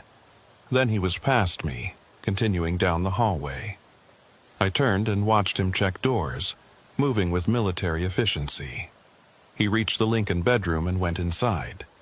I stood there shaking, my weapon still drawn, trying to process what had just happened. That hadn't been like the other encounters. That figure had been aware, purposeful, searching for something. I gave him a minute, then followed to the Lincoln bedroom. I opened the door carefully. The room was empty. No sign of the military figure. But I could smell something. Gunpowder and blood. The scent was faint but unmistakable. I backed out of the room and closed the door. Whatever that figure had been, whatever he'd been searching for, I didn't want to know more. At 3:45, activity died down as usual. At 4 o'clock, everything returned to normal. When Walker arrived for shift change at 5 o'clock, I pulled him aside and told him about the military figure. His expression grew serious. "You saw him, the searching soldier. You know about him? Everyone who works nights long enough sees him eventually. He's different from the others, more aware, more purposeful. And he's looking for something he never finds." "What's he looking for?" Walker shook his head. "No one knows. Some people think he's searching for casualties, checking on wounded men. Others think he's looking for a specific person, but he appears every few weeks, searches the building, and then disappears. He's been doing it for over a century." A century? The first documented sighting was in 1892. An usher wrote about seeing a Union officer walking the halls. Since then, dozens of people have seen him. Presidents, staff, security. Always the same figure, always searching, never finding. I felt a chill that had nothing to do with temperature. What happens if he finds what he's looking for? Walker looked at me strangely. "I don't know. No one does. He never has." Over the next few weeks, I cataloged more patterns and variations. Some nights were more active than others. Certain dates seemed to trigger increased activity, anniversaries of historical events, dates when significant things had happened in the building. The most active night was always the anniversary of Abraham Lincoln's death, April 14th. I wasn't scheduled that night, but Walker told me about it later. Every door on the second floor had opened simultaneously. Figures had crowded the hallways, dozens of them, moving through scenes from a funeral that had happened 160 years ago.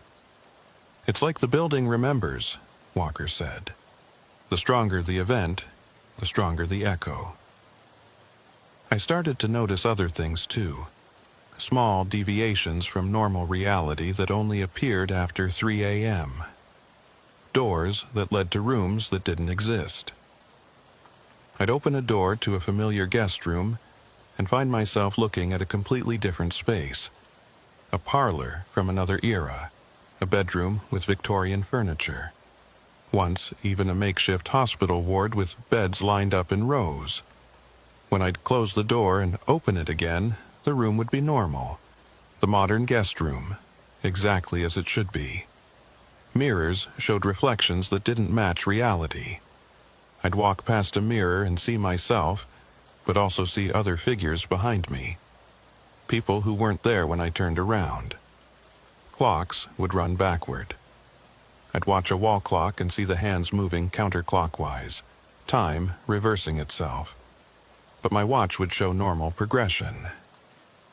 The building, after 3 a.m., wasn't just haunted. It was unstable, existing in multiple time periods simultaneously, unable to decide which version of itself was real. One night, about a month into my assignment, I experienced something that made me question whether I was still in my own timeline at all. It started normally enough. The 3 a.m. changes, the temperature drop, the dimming lights. I took my post and prepared for the usual activity. At 3:15, I saw a figure I recognized. Agent Walker. But not the current Walker, a younger version, maybe 10 years younger, wearing the uniform style from a decade ago. He was doing a patrol check, moving down the hallway exactly as I would. When he reached my position, he didn't see me. He looked right through me, the same way the historical figures did. I watched him complete his patrol and return to the posting position. He stood there, alert and professional, doing the job I was currently doing. I was watching a past version of Walker, working a night shift from years ago. The building was showing me its own history, replaying events from its recent past. But then, something stranger happened. I saw myself, another version of me walking down the hallway, doing a patrol check. This version of me was older, maybe 5 years older, moving with the confidence of someone who'd been doing this job for a long time. He walked right past where I was standing. I could have reached out and touched him, but I knew my hand would pass through. He was from the future, working a shift that hadn't happened yet. I was seeing multiple time periods simultaneously, past, present, and future, all occupying the same space, all equally real. The future version of me completed his patrol and returned to his posting position. For a moment, there were 3 of us in the hallway: past Walker, present me, and future me. 3 different times, 3 different shifts, all happening at once. Then, the future me turned and looked directly at where I was standing. Our eyes met. He could see me the same way I could see him. He mouthed something. I couldn't hear the words, but I could read his lips. "Don't trust the protocols." Then he faded, and I was alone in the hallway again, shaking with the implications of what I'd just witnessed. Don't trust the protocols. The rules Walker had given me. The standard procedures that were supposed to keep me grounded in this timeline. My future self was warning me not to rely on them. But why? What did he know that I didn't? At 3:45, I radioed in my hourly check. The response came back normal. Everything seemed fine, but I couldn't shake the warning from my future self. Don't trust the protocols. At 4 o'clock, when things returned to normal, I went to the small office and pulled up the duty logs on the computer. I wanted to see the historical records, check if what I'd been experiencing matched what others had documented. The logs went back decades. I scrolled through them, reading entries from agents long retired or dead. Most were routine. Building secure, no incidents. Completed rounds, all quiet. But occasionally there were other entries, carefully worded, vague, but hinting at something unusual. Investigated unexplained sounds, unable to determine source. Observed anomalous lighting conditions, reported to maintenance. Responded to movement in unoccupied areas, no intruders found. The agents who'd worked here before me had all experienced the same things, and they'd all used the same careful language, documenting just enough to cover themselves, but not enough to raise alarms. Then I found something that made my blood run cold. An entry from 15 years ago, written by an agent whose name had been redacted. After-hours activity has become increasingly intrusive. Figures are no longer passive observers. They are attempting interaction, and in some cases demonstrating awareness of current timeline. Recommend immediate investigation and potential protocol revision. The entry was dated April 14th, the anniversary of Lincoln's death, and beneath it, in different handwriting, was a supervisor's note. Agent removed from posting. Psychiatric evaluation ordered. No protocol revision necessary. The agent who tried to report what was really happening had been labeled mentally unstable and removed. That's what happened when you tried to make the truth official. I closed the log and sat back, thinking. The service knew what was happening here. They'd known for decades, maybe longer, but they couldn't acknowledge it officially, so they had this unspoken system. Work the shift, observe the anomalies, log it in vague terms, and never push for real answers. And anyone who tried to break that pattern got removed. Don't trust the protocols. My future self had tried to warn me. The protocols weren't designed to keep me safe from the phenomena. They were designed to keep me compliant, to make sure I didn't ask too many questions or demand real explanations. I was being managed, contained, kept in a state of controlled ignorance. At 5 o'clock, when Walker arrived, I almost confronted him about it. But something stopped me.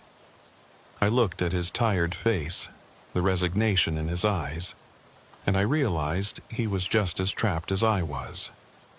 He knew the truth. He'd probably tried to push for answers early in his career. And he'd learned the same lesson everyone learned. You could either accept the situation and keep your job, or you could fight it and get labeled unstable. Walker had chosen acceptance, and he was trying to guide me toward the same choice. But I wasn't sure I could do that. Not after seeing my future self. Not after reading that redacted entry. Something was escalating. The phenomena weren't just passive historical echoes anymore. They were becoming more aware, more interactive, more present. And the protocols that were supposed to protect us were really just keeping us blind to what was actually happening.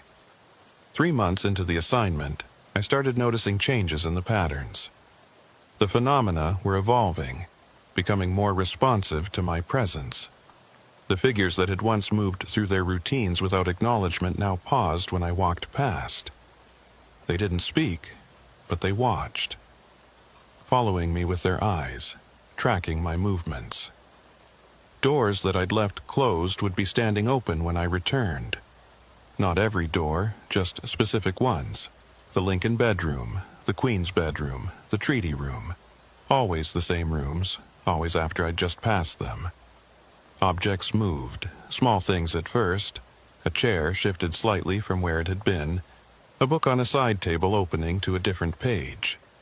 A picture frame turned to face the wall. Then, larger movements.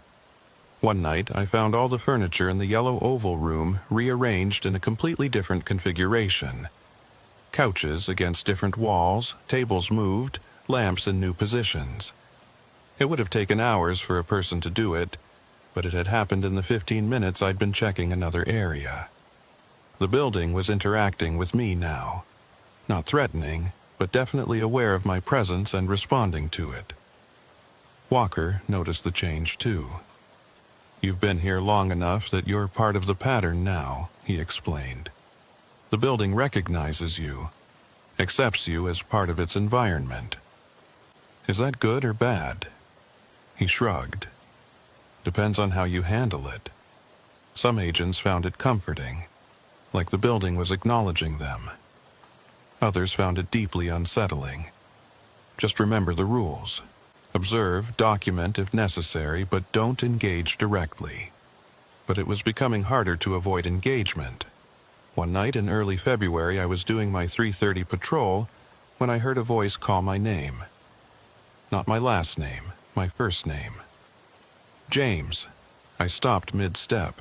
No one in the White House called me by my first name. Everyone used last names or rank. James. The voice came from the Lincoln bedroom. I approached the door slowly. It was standing open, though I'd closed it on my last check. Inside the room, I could see a figure standing by the window. The woman in white, the one who'd warned me months ago about he's coming. She turned to face me. James, you need to listen carefully. Every protocol told me to walk away, to not engage, to maintain professional distance from the phenomena. But she knew my name, and she was speaking directly to me with clear purpose. What do you want? I asked. The building is trying to warn you. Something is wrong with the timeline. The barriers are weakening. I don't understand. She moved closer, and I could see her face more clearly now.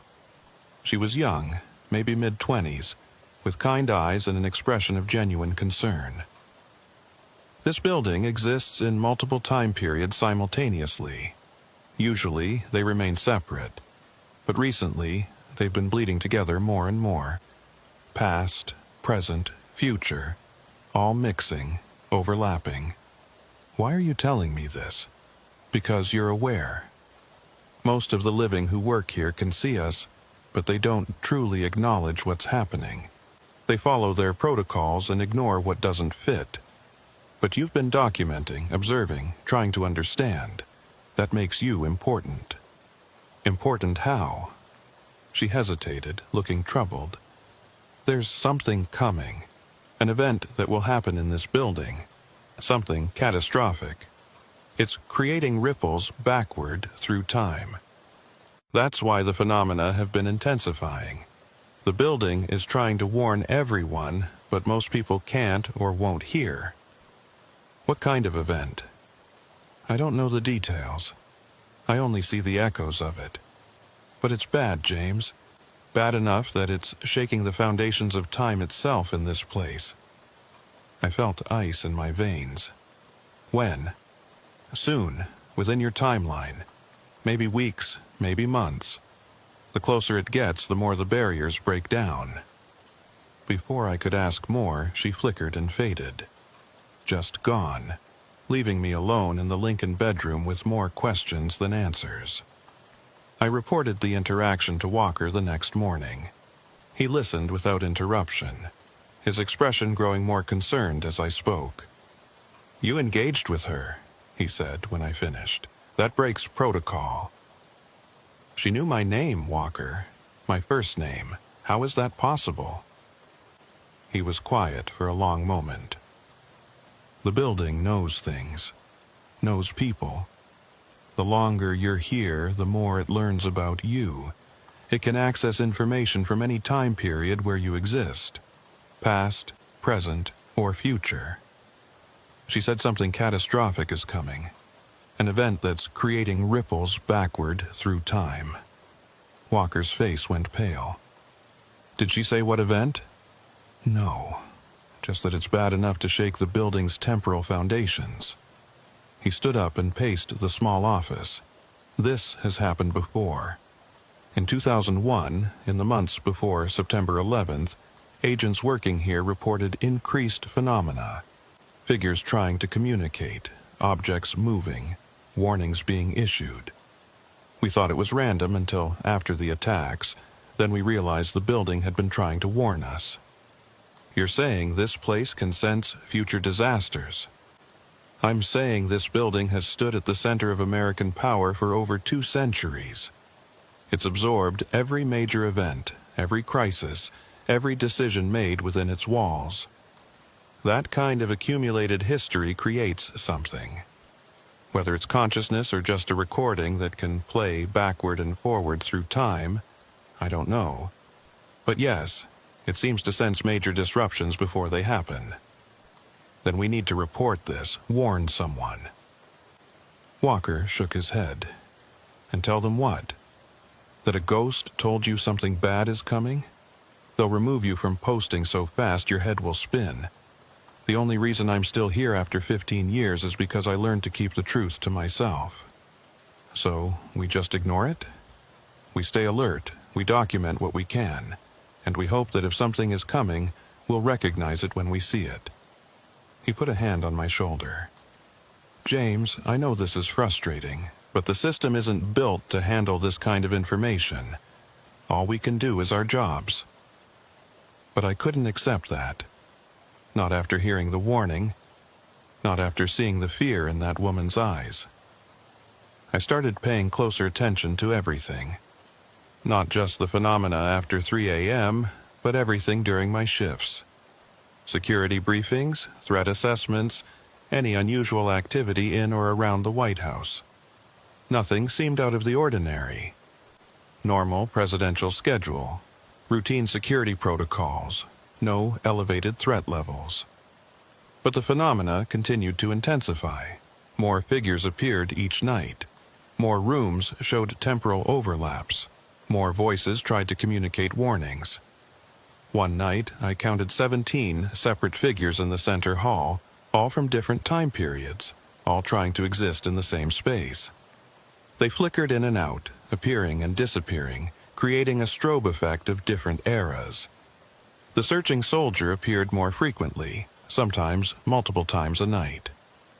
He checked the same rooms over and over, growing more agitated each time he failed to find what he was looking for. And then there was the new figure. A man in a modern suit, contemporary clothing, someone who could have been walking the halls last week. But he appeared after 3 a.m., which meant he was part of the phenomena. I saw him for the first time on a Thursday night in late February. He was standing in the center hall, looking confused and disoriented. When he saw me, his face showed relief. "Agent Grant, thank God. I need you to listen to me very carefully." His voice was clear, solid, not distant like the others. He sounded completely real. "Who are you?" I asked. "I'm Agent Miller. I work day shift security. Or I will work it. Or I did work it. Temporal grammar gets confusing." He looked around, agitated. "I don't have much time. The building pulled me back here to warn you." "Warn me about what?" "March 15th, the Ides of March. Something happens on that date. I can't see exactly what, but it's bad. Evacuation level bad. You need to make sure everyone gets out." March 15th is 3 weeks away. If there's a threat, why aren't current intelligence reports showing it? Because it's not external, it's internal, something that happens inside the building itself. The ripple effect is so strong, it's pulling people like me backward through time to try to warn you. He started to flicker, becoming less solid. "I'm losing coherence. Listen, on March 15th at 3 a.m., you need to..." He vanished mid-sentence, leaving me standing alone in the hallway. March 15th. 2 weeks and 6 days away. Whatever was coming, I now had a specific date. I went to Walker immediately with this information. He listened, his face grave. "Agent Miller doesn't exist," he said when I finished. "There's no one by that name on the day shift roster. I've worked here 15 years, I know everyone. He said he will work here. Future tense. Maybe he hasn't been hired yet. Or maybe what you saw was a future version of someone else, appearing with a false identity because the building can't perfectly translate across timelines." Walker rubbed his face. "James, do you understand what you're suggesting? If something happens on March 15th at 3 o'clock a.m., and you're working that night, you'll be right in the middle of it. Then maybe I shouldn't work that night. You think changing your schedule will help? If the building wants you here for that shift, you'll be here. That's how this works. It's not random coincidence that you're the one receiving these warnings. Why me? Why not you? Or someone with more experience? Walker was quiet for a long moment. Because I stopped listening years ago. I follow protocols. I do my job. But I don't engage with the phenomena anymore. I can't afford to. It's too draining, too dangerous for your mental health. You still have the openness, the willingness to believe. That's why they're reaching out to you. I need to report this. File it officially. And I can't stop you, but understand what you're risking. Your career, your reputation, possibly your freedom if they decide you're unstable. I thought about it for the rest of the shift.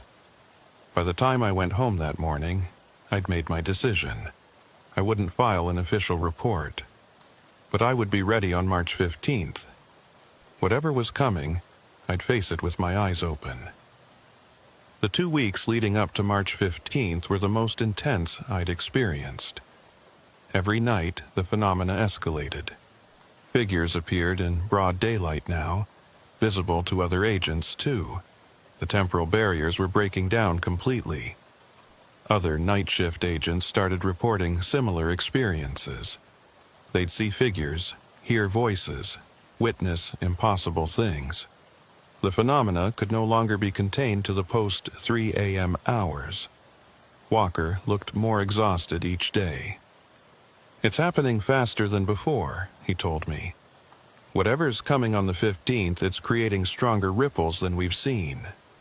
On March 14th, my last shift before the target date, Walker pulled me aside for a private conversation.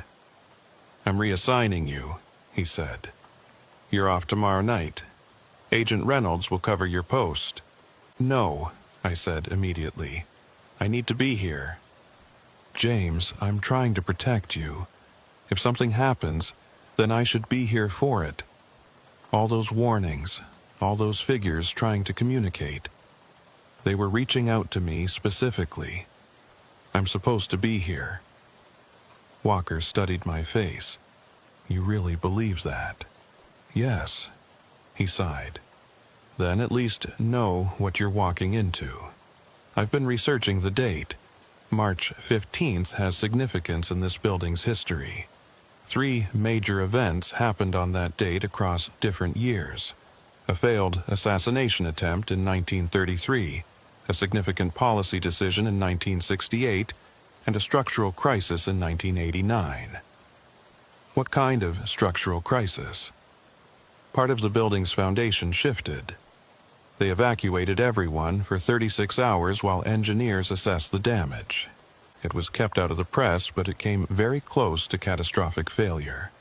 And all 3 happened on March 15th. At different times, yes. Maybe that's what creates the vulnerability. Multiple significant events on the same date across different timelines, all converging. March 15th arrived. I reported for duty at 2200 hours, trying to act normal despite my racing heart. The building felt different immediately. The air was charged, electric, like the atmosphere before a major storm. Other agents felt it too. I could see the tension in their faces, the way they moved more carefully, more alertly. Reynolds briefed me quickly. Command wants extra vigilance tonight. There's been chatter about a potential security event, nothing specific, but everyone's on heightened alert. What kind of event? They're not saying. Just maintain standard protocols and report anything unusual immediately. After she left, I took my post in the center hall and waited. The first few hours passed slowly. I did my checks, radioed in my status, maintained my position. Everything normal on the surface, but the building's atmosphere continued to intensify. At midnight, I saw the first anomaly. A door in the hallway rippled, like looking at a reflection in disturbed water. For a moment, I could see through it into multiple time periods. The room, as it existed now, as it existed in the 1930s, as it would exist in some future I couldn't identify. At 0100, the temperature began to drop. Earlier than usual. The 3 o'clock phenomena were starting ahead of schedule. At 0200, I radioed in my check and got static in response. I tried again. More static. Communication with command was breaking down. At 0245, the hallway lights began to flicker. Not dimming, but cycling through different intensities and even different colors. I saw gaslight, electric light, and something else. A pure, white light that didn't come from any fixture.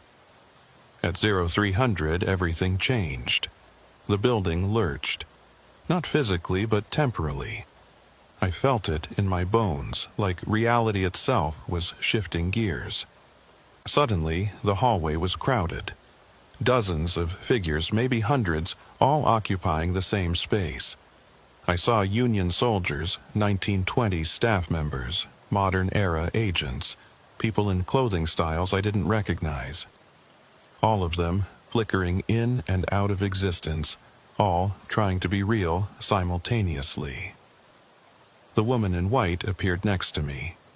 It's happening, the convergence. All the timelines are collapsing into one moment. What do I do? Stay grounded. Remember when you are. The building is going to try to pull you into other times, but you need to remain anchored to now. The searching soldier ran past, no longer methodical but panicked. He was shouting something I couldn't hear over the roar of voices that filled the hallway. The walls rippled. I could see through them into other versions of the building. Different layouts, different decorations, the same space existing in multiple configurations. I grabbed onto a doorframe. Something solid. Something real. The woman in white grabbed my shoulder. Listen to me. This happened before and it will happen again. The building exists at a nexus point, a place where time itself is unstable. Every few decades, all the overlapping timelines converge. When they do, reality briefly becomes fluid. How do I stop it? You can't stop it. You can only survive it. Stay focused on your present moment. Don't let the other times pull you in. A figure appeared in front of me. It was me. My future self. The one I'd seen months ago. James, he said, urgently, in 30 seconds you're going to see something catastrophic. A structural collapse, a fire, something that looks like it's destroying the building. It's not real. It's a temporal echo of one of the previous convergences. Don't react to it. Don't try to save anyone. Just stay where you are. How do you know? Because I lived through this moment. I'm from 6 years in your future. Pulled back to help you survive what I barely survived. The building shook. Plaster fell from the ceiling. I heard screams, saw smoke pouring from the Lincoln bedroom. It's not real, my future self shouted. It's the 1989 event, bleeding through. Stay grounded. I closed my eyes and focused on the sensation of the doorframe under my hands. Solid wood, cool and smooth. Real. Present, mine. The screaming continued. The smell of smoke intensified. I felt heat on my face, but I didn't open my eyes. I didn't let go of the doorframe. The woman in white's voice cut through the chaos. You're doing well. Just a little longer. The convergence is peaking. Time lost meaning. I might have stood there for minutes or hours. Past, present, and future crashed together like waves, each one trying to pull me into its current. I saw myself at different ages. A younger me on my first day at the Secret Service Academy. An older me, retiring after decades of service. A middle-aged me, standing in this exact spot, holding this exact doorframe, living through this exact moment. I saw other agents. Reynolds, working a shift from 10 years ago. Walker, fresh-faced and young, just starting on the night detail. Agent Morrison, the one whose report had been redacted, standing in the hallway trying to document what was happening around him. I saw presidents. Lincoln pacing the halls in the middle of the night. Roosevelt making critical decisions in the Oval Office. Leaders from every era, all of them present, all of them real.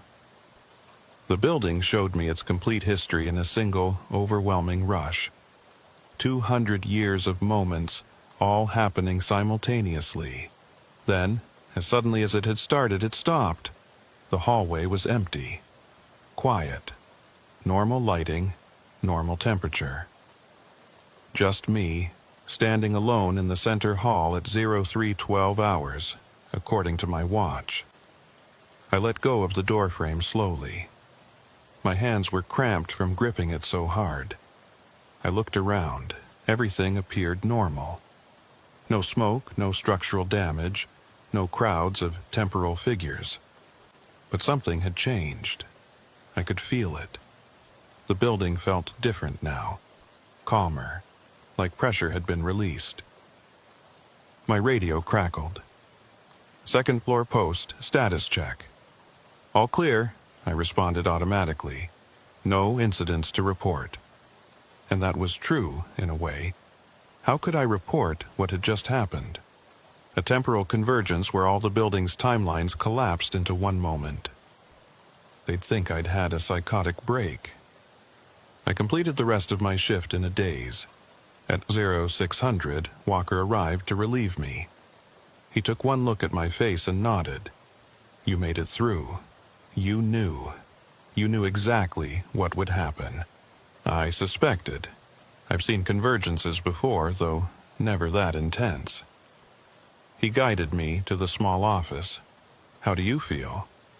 Shaken, confused, but I stayed grounded like you taught me. I didn't let it pull me into another timeline. Good.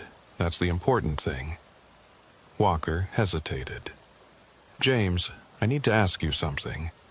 During the convergence, did you see yourself? Your future self? Yes, he helped me.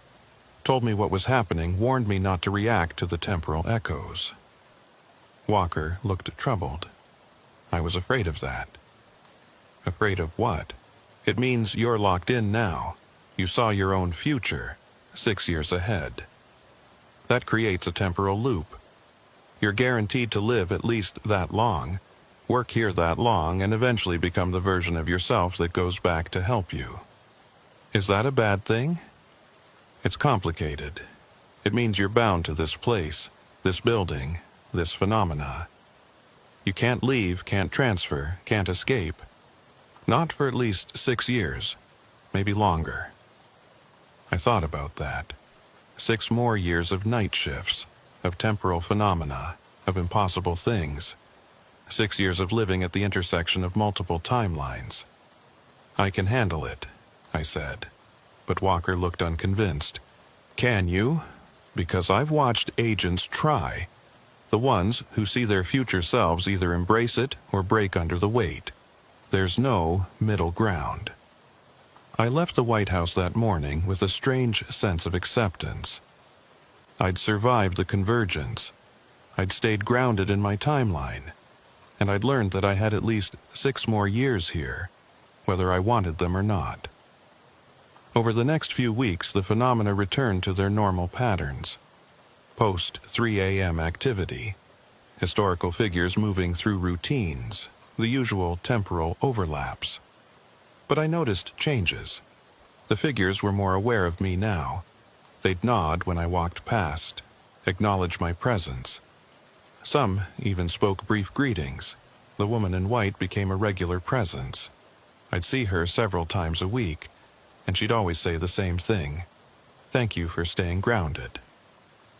The searching soldier finally found what he was looking for. One night, I saw him embrace another figure, a young man in civilian clothes, and they both faded together, finally at peace. And I started seeing my future self regularly. He'd appear during quiet moments, always 6 years older, always trying to pass along some small piece of advice or warning. Don't take the assignment in July 2026. It goes bad. Reynolds is going to ask you a question next month. Say yes. When you meet her in 2027, trust your instincts. Small glimpses of a future I was destined to live, whether I wanted to or not. Walker and I developed an unspoken partnership. He'd handled the phenomena his way for 15 years. I was learning to handle them mine. We were both trapped in our own ways, both serving as guardians of secrets we couldn't share. One night, about 2 months after the convergence, I asked him something I'd been wondering. Have you ever seen your future self? He was quiet for a long moment. No, and that's how I know I won't be doing this much longer. The building shows you your future if you're meant to continue here. If it doesn't show you, it's because there's no future here to see. What does that mean? It means I'm retiring soon. Maybe this year, maybe next. But my time here is ending. He looked at me seriously. And yours is just beginning. The building has chosen you, James. You're going to be here a long time. How do you know? Because I've seen the patterns. The agents who see their future selves, who survive convergences, who engage with the phenomena, they're the ones the building keeps. And you've done all three. Is that what you want? To leave? Walker smiled sadly. I've given this place 15 years. I've seen things that would break most people.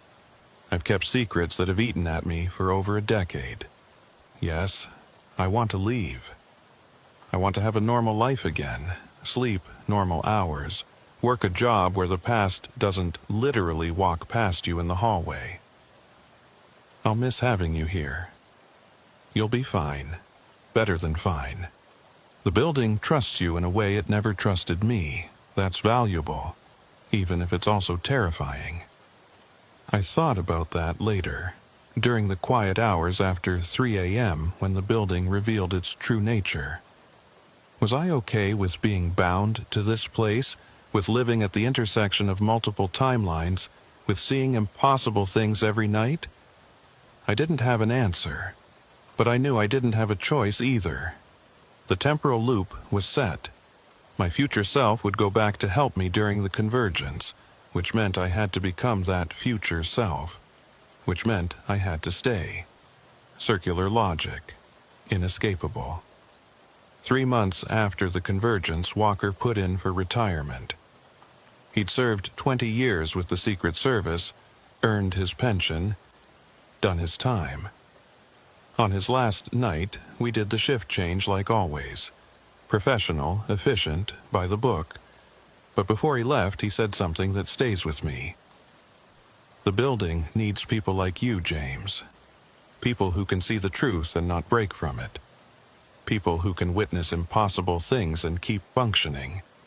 You're stronger than I ever was. I don't feel strong. I feel trapped. Same thing sometimes. Strength is continuing forward even when you don't have a choice.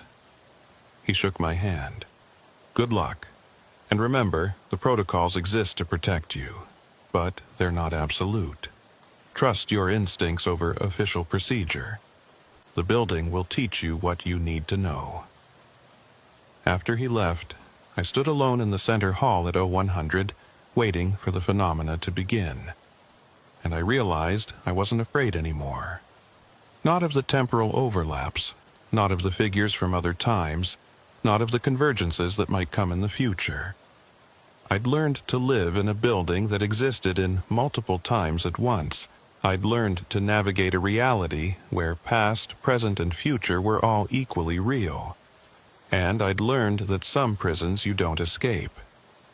You just learn to make them home. At 300, the familiar changes began. Temperature drop, dimming lights, the quality of silence shifting.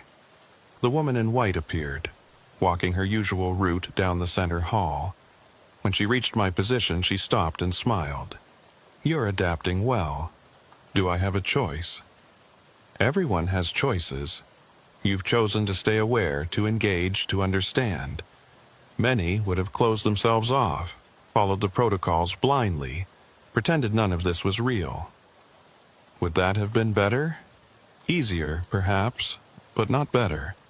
The building needs guardians who can see it fully, in all its temporal layers. You're becoming one of those guardians. For 6 more years at least. She tilted her head. Oh, James, did you really think it was only 6 years? You saw one future self during the convergence. But there are others. Many others. You're going to be here much longer than you realize. How much longer? But she faded before answering, leaving me alone with the implications. I pulled out my phone and opened the Notes app, where I'd been documenting everything I could. Not officially, just for myself. A record of what was really happening in this building, written by someone who couldn't look away. I added a new entry. March 15th, 2025. Survived the temporal convergence. Saw my future self from 6 years ahead. He helped me stay grounded. But tonight the woman in white suggested there are other future versions of me, potentially many years ahead. Am I going to spend the rest of my career here? Decades instead of years? Is this building going to be my entire life? I don't know. I can't see that far ahead.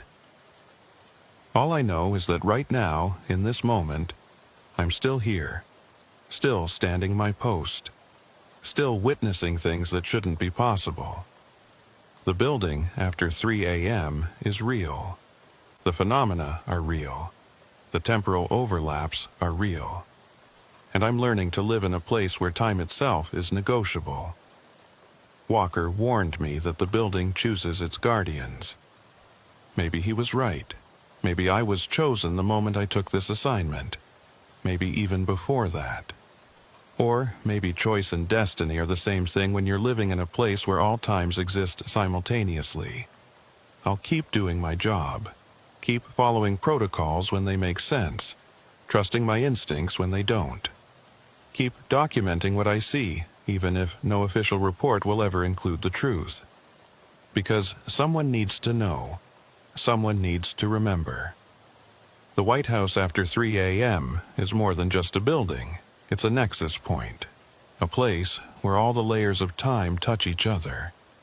And I'm the one standing guard at the intersection. For 6 years, or 60, or forever. I guess I'll find out. I closed the Notes app and looked down the hallway. Empty now. Quiet, waiting for the next wave of phenomena. And somewhere in the building, I knew my future self was watching. Maybe 6 years ahead, maybe more. Watching me take the first steps down a path he'd already walked. A path that leads deeper and deeper into the temporal heart of this place, where past and present and future are all just different rooms in the same endless hallway. I'm still here, still standing my post, still guarding a building that exists in times I can't fully understand, and I have a feeling I'm going to be here for a very long time. After all, the building always wins, and it's chosen me as one of its own. Welcome to the White House after 3 a.m., where time means nothing, and everything.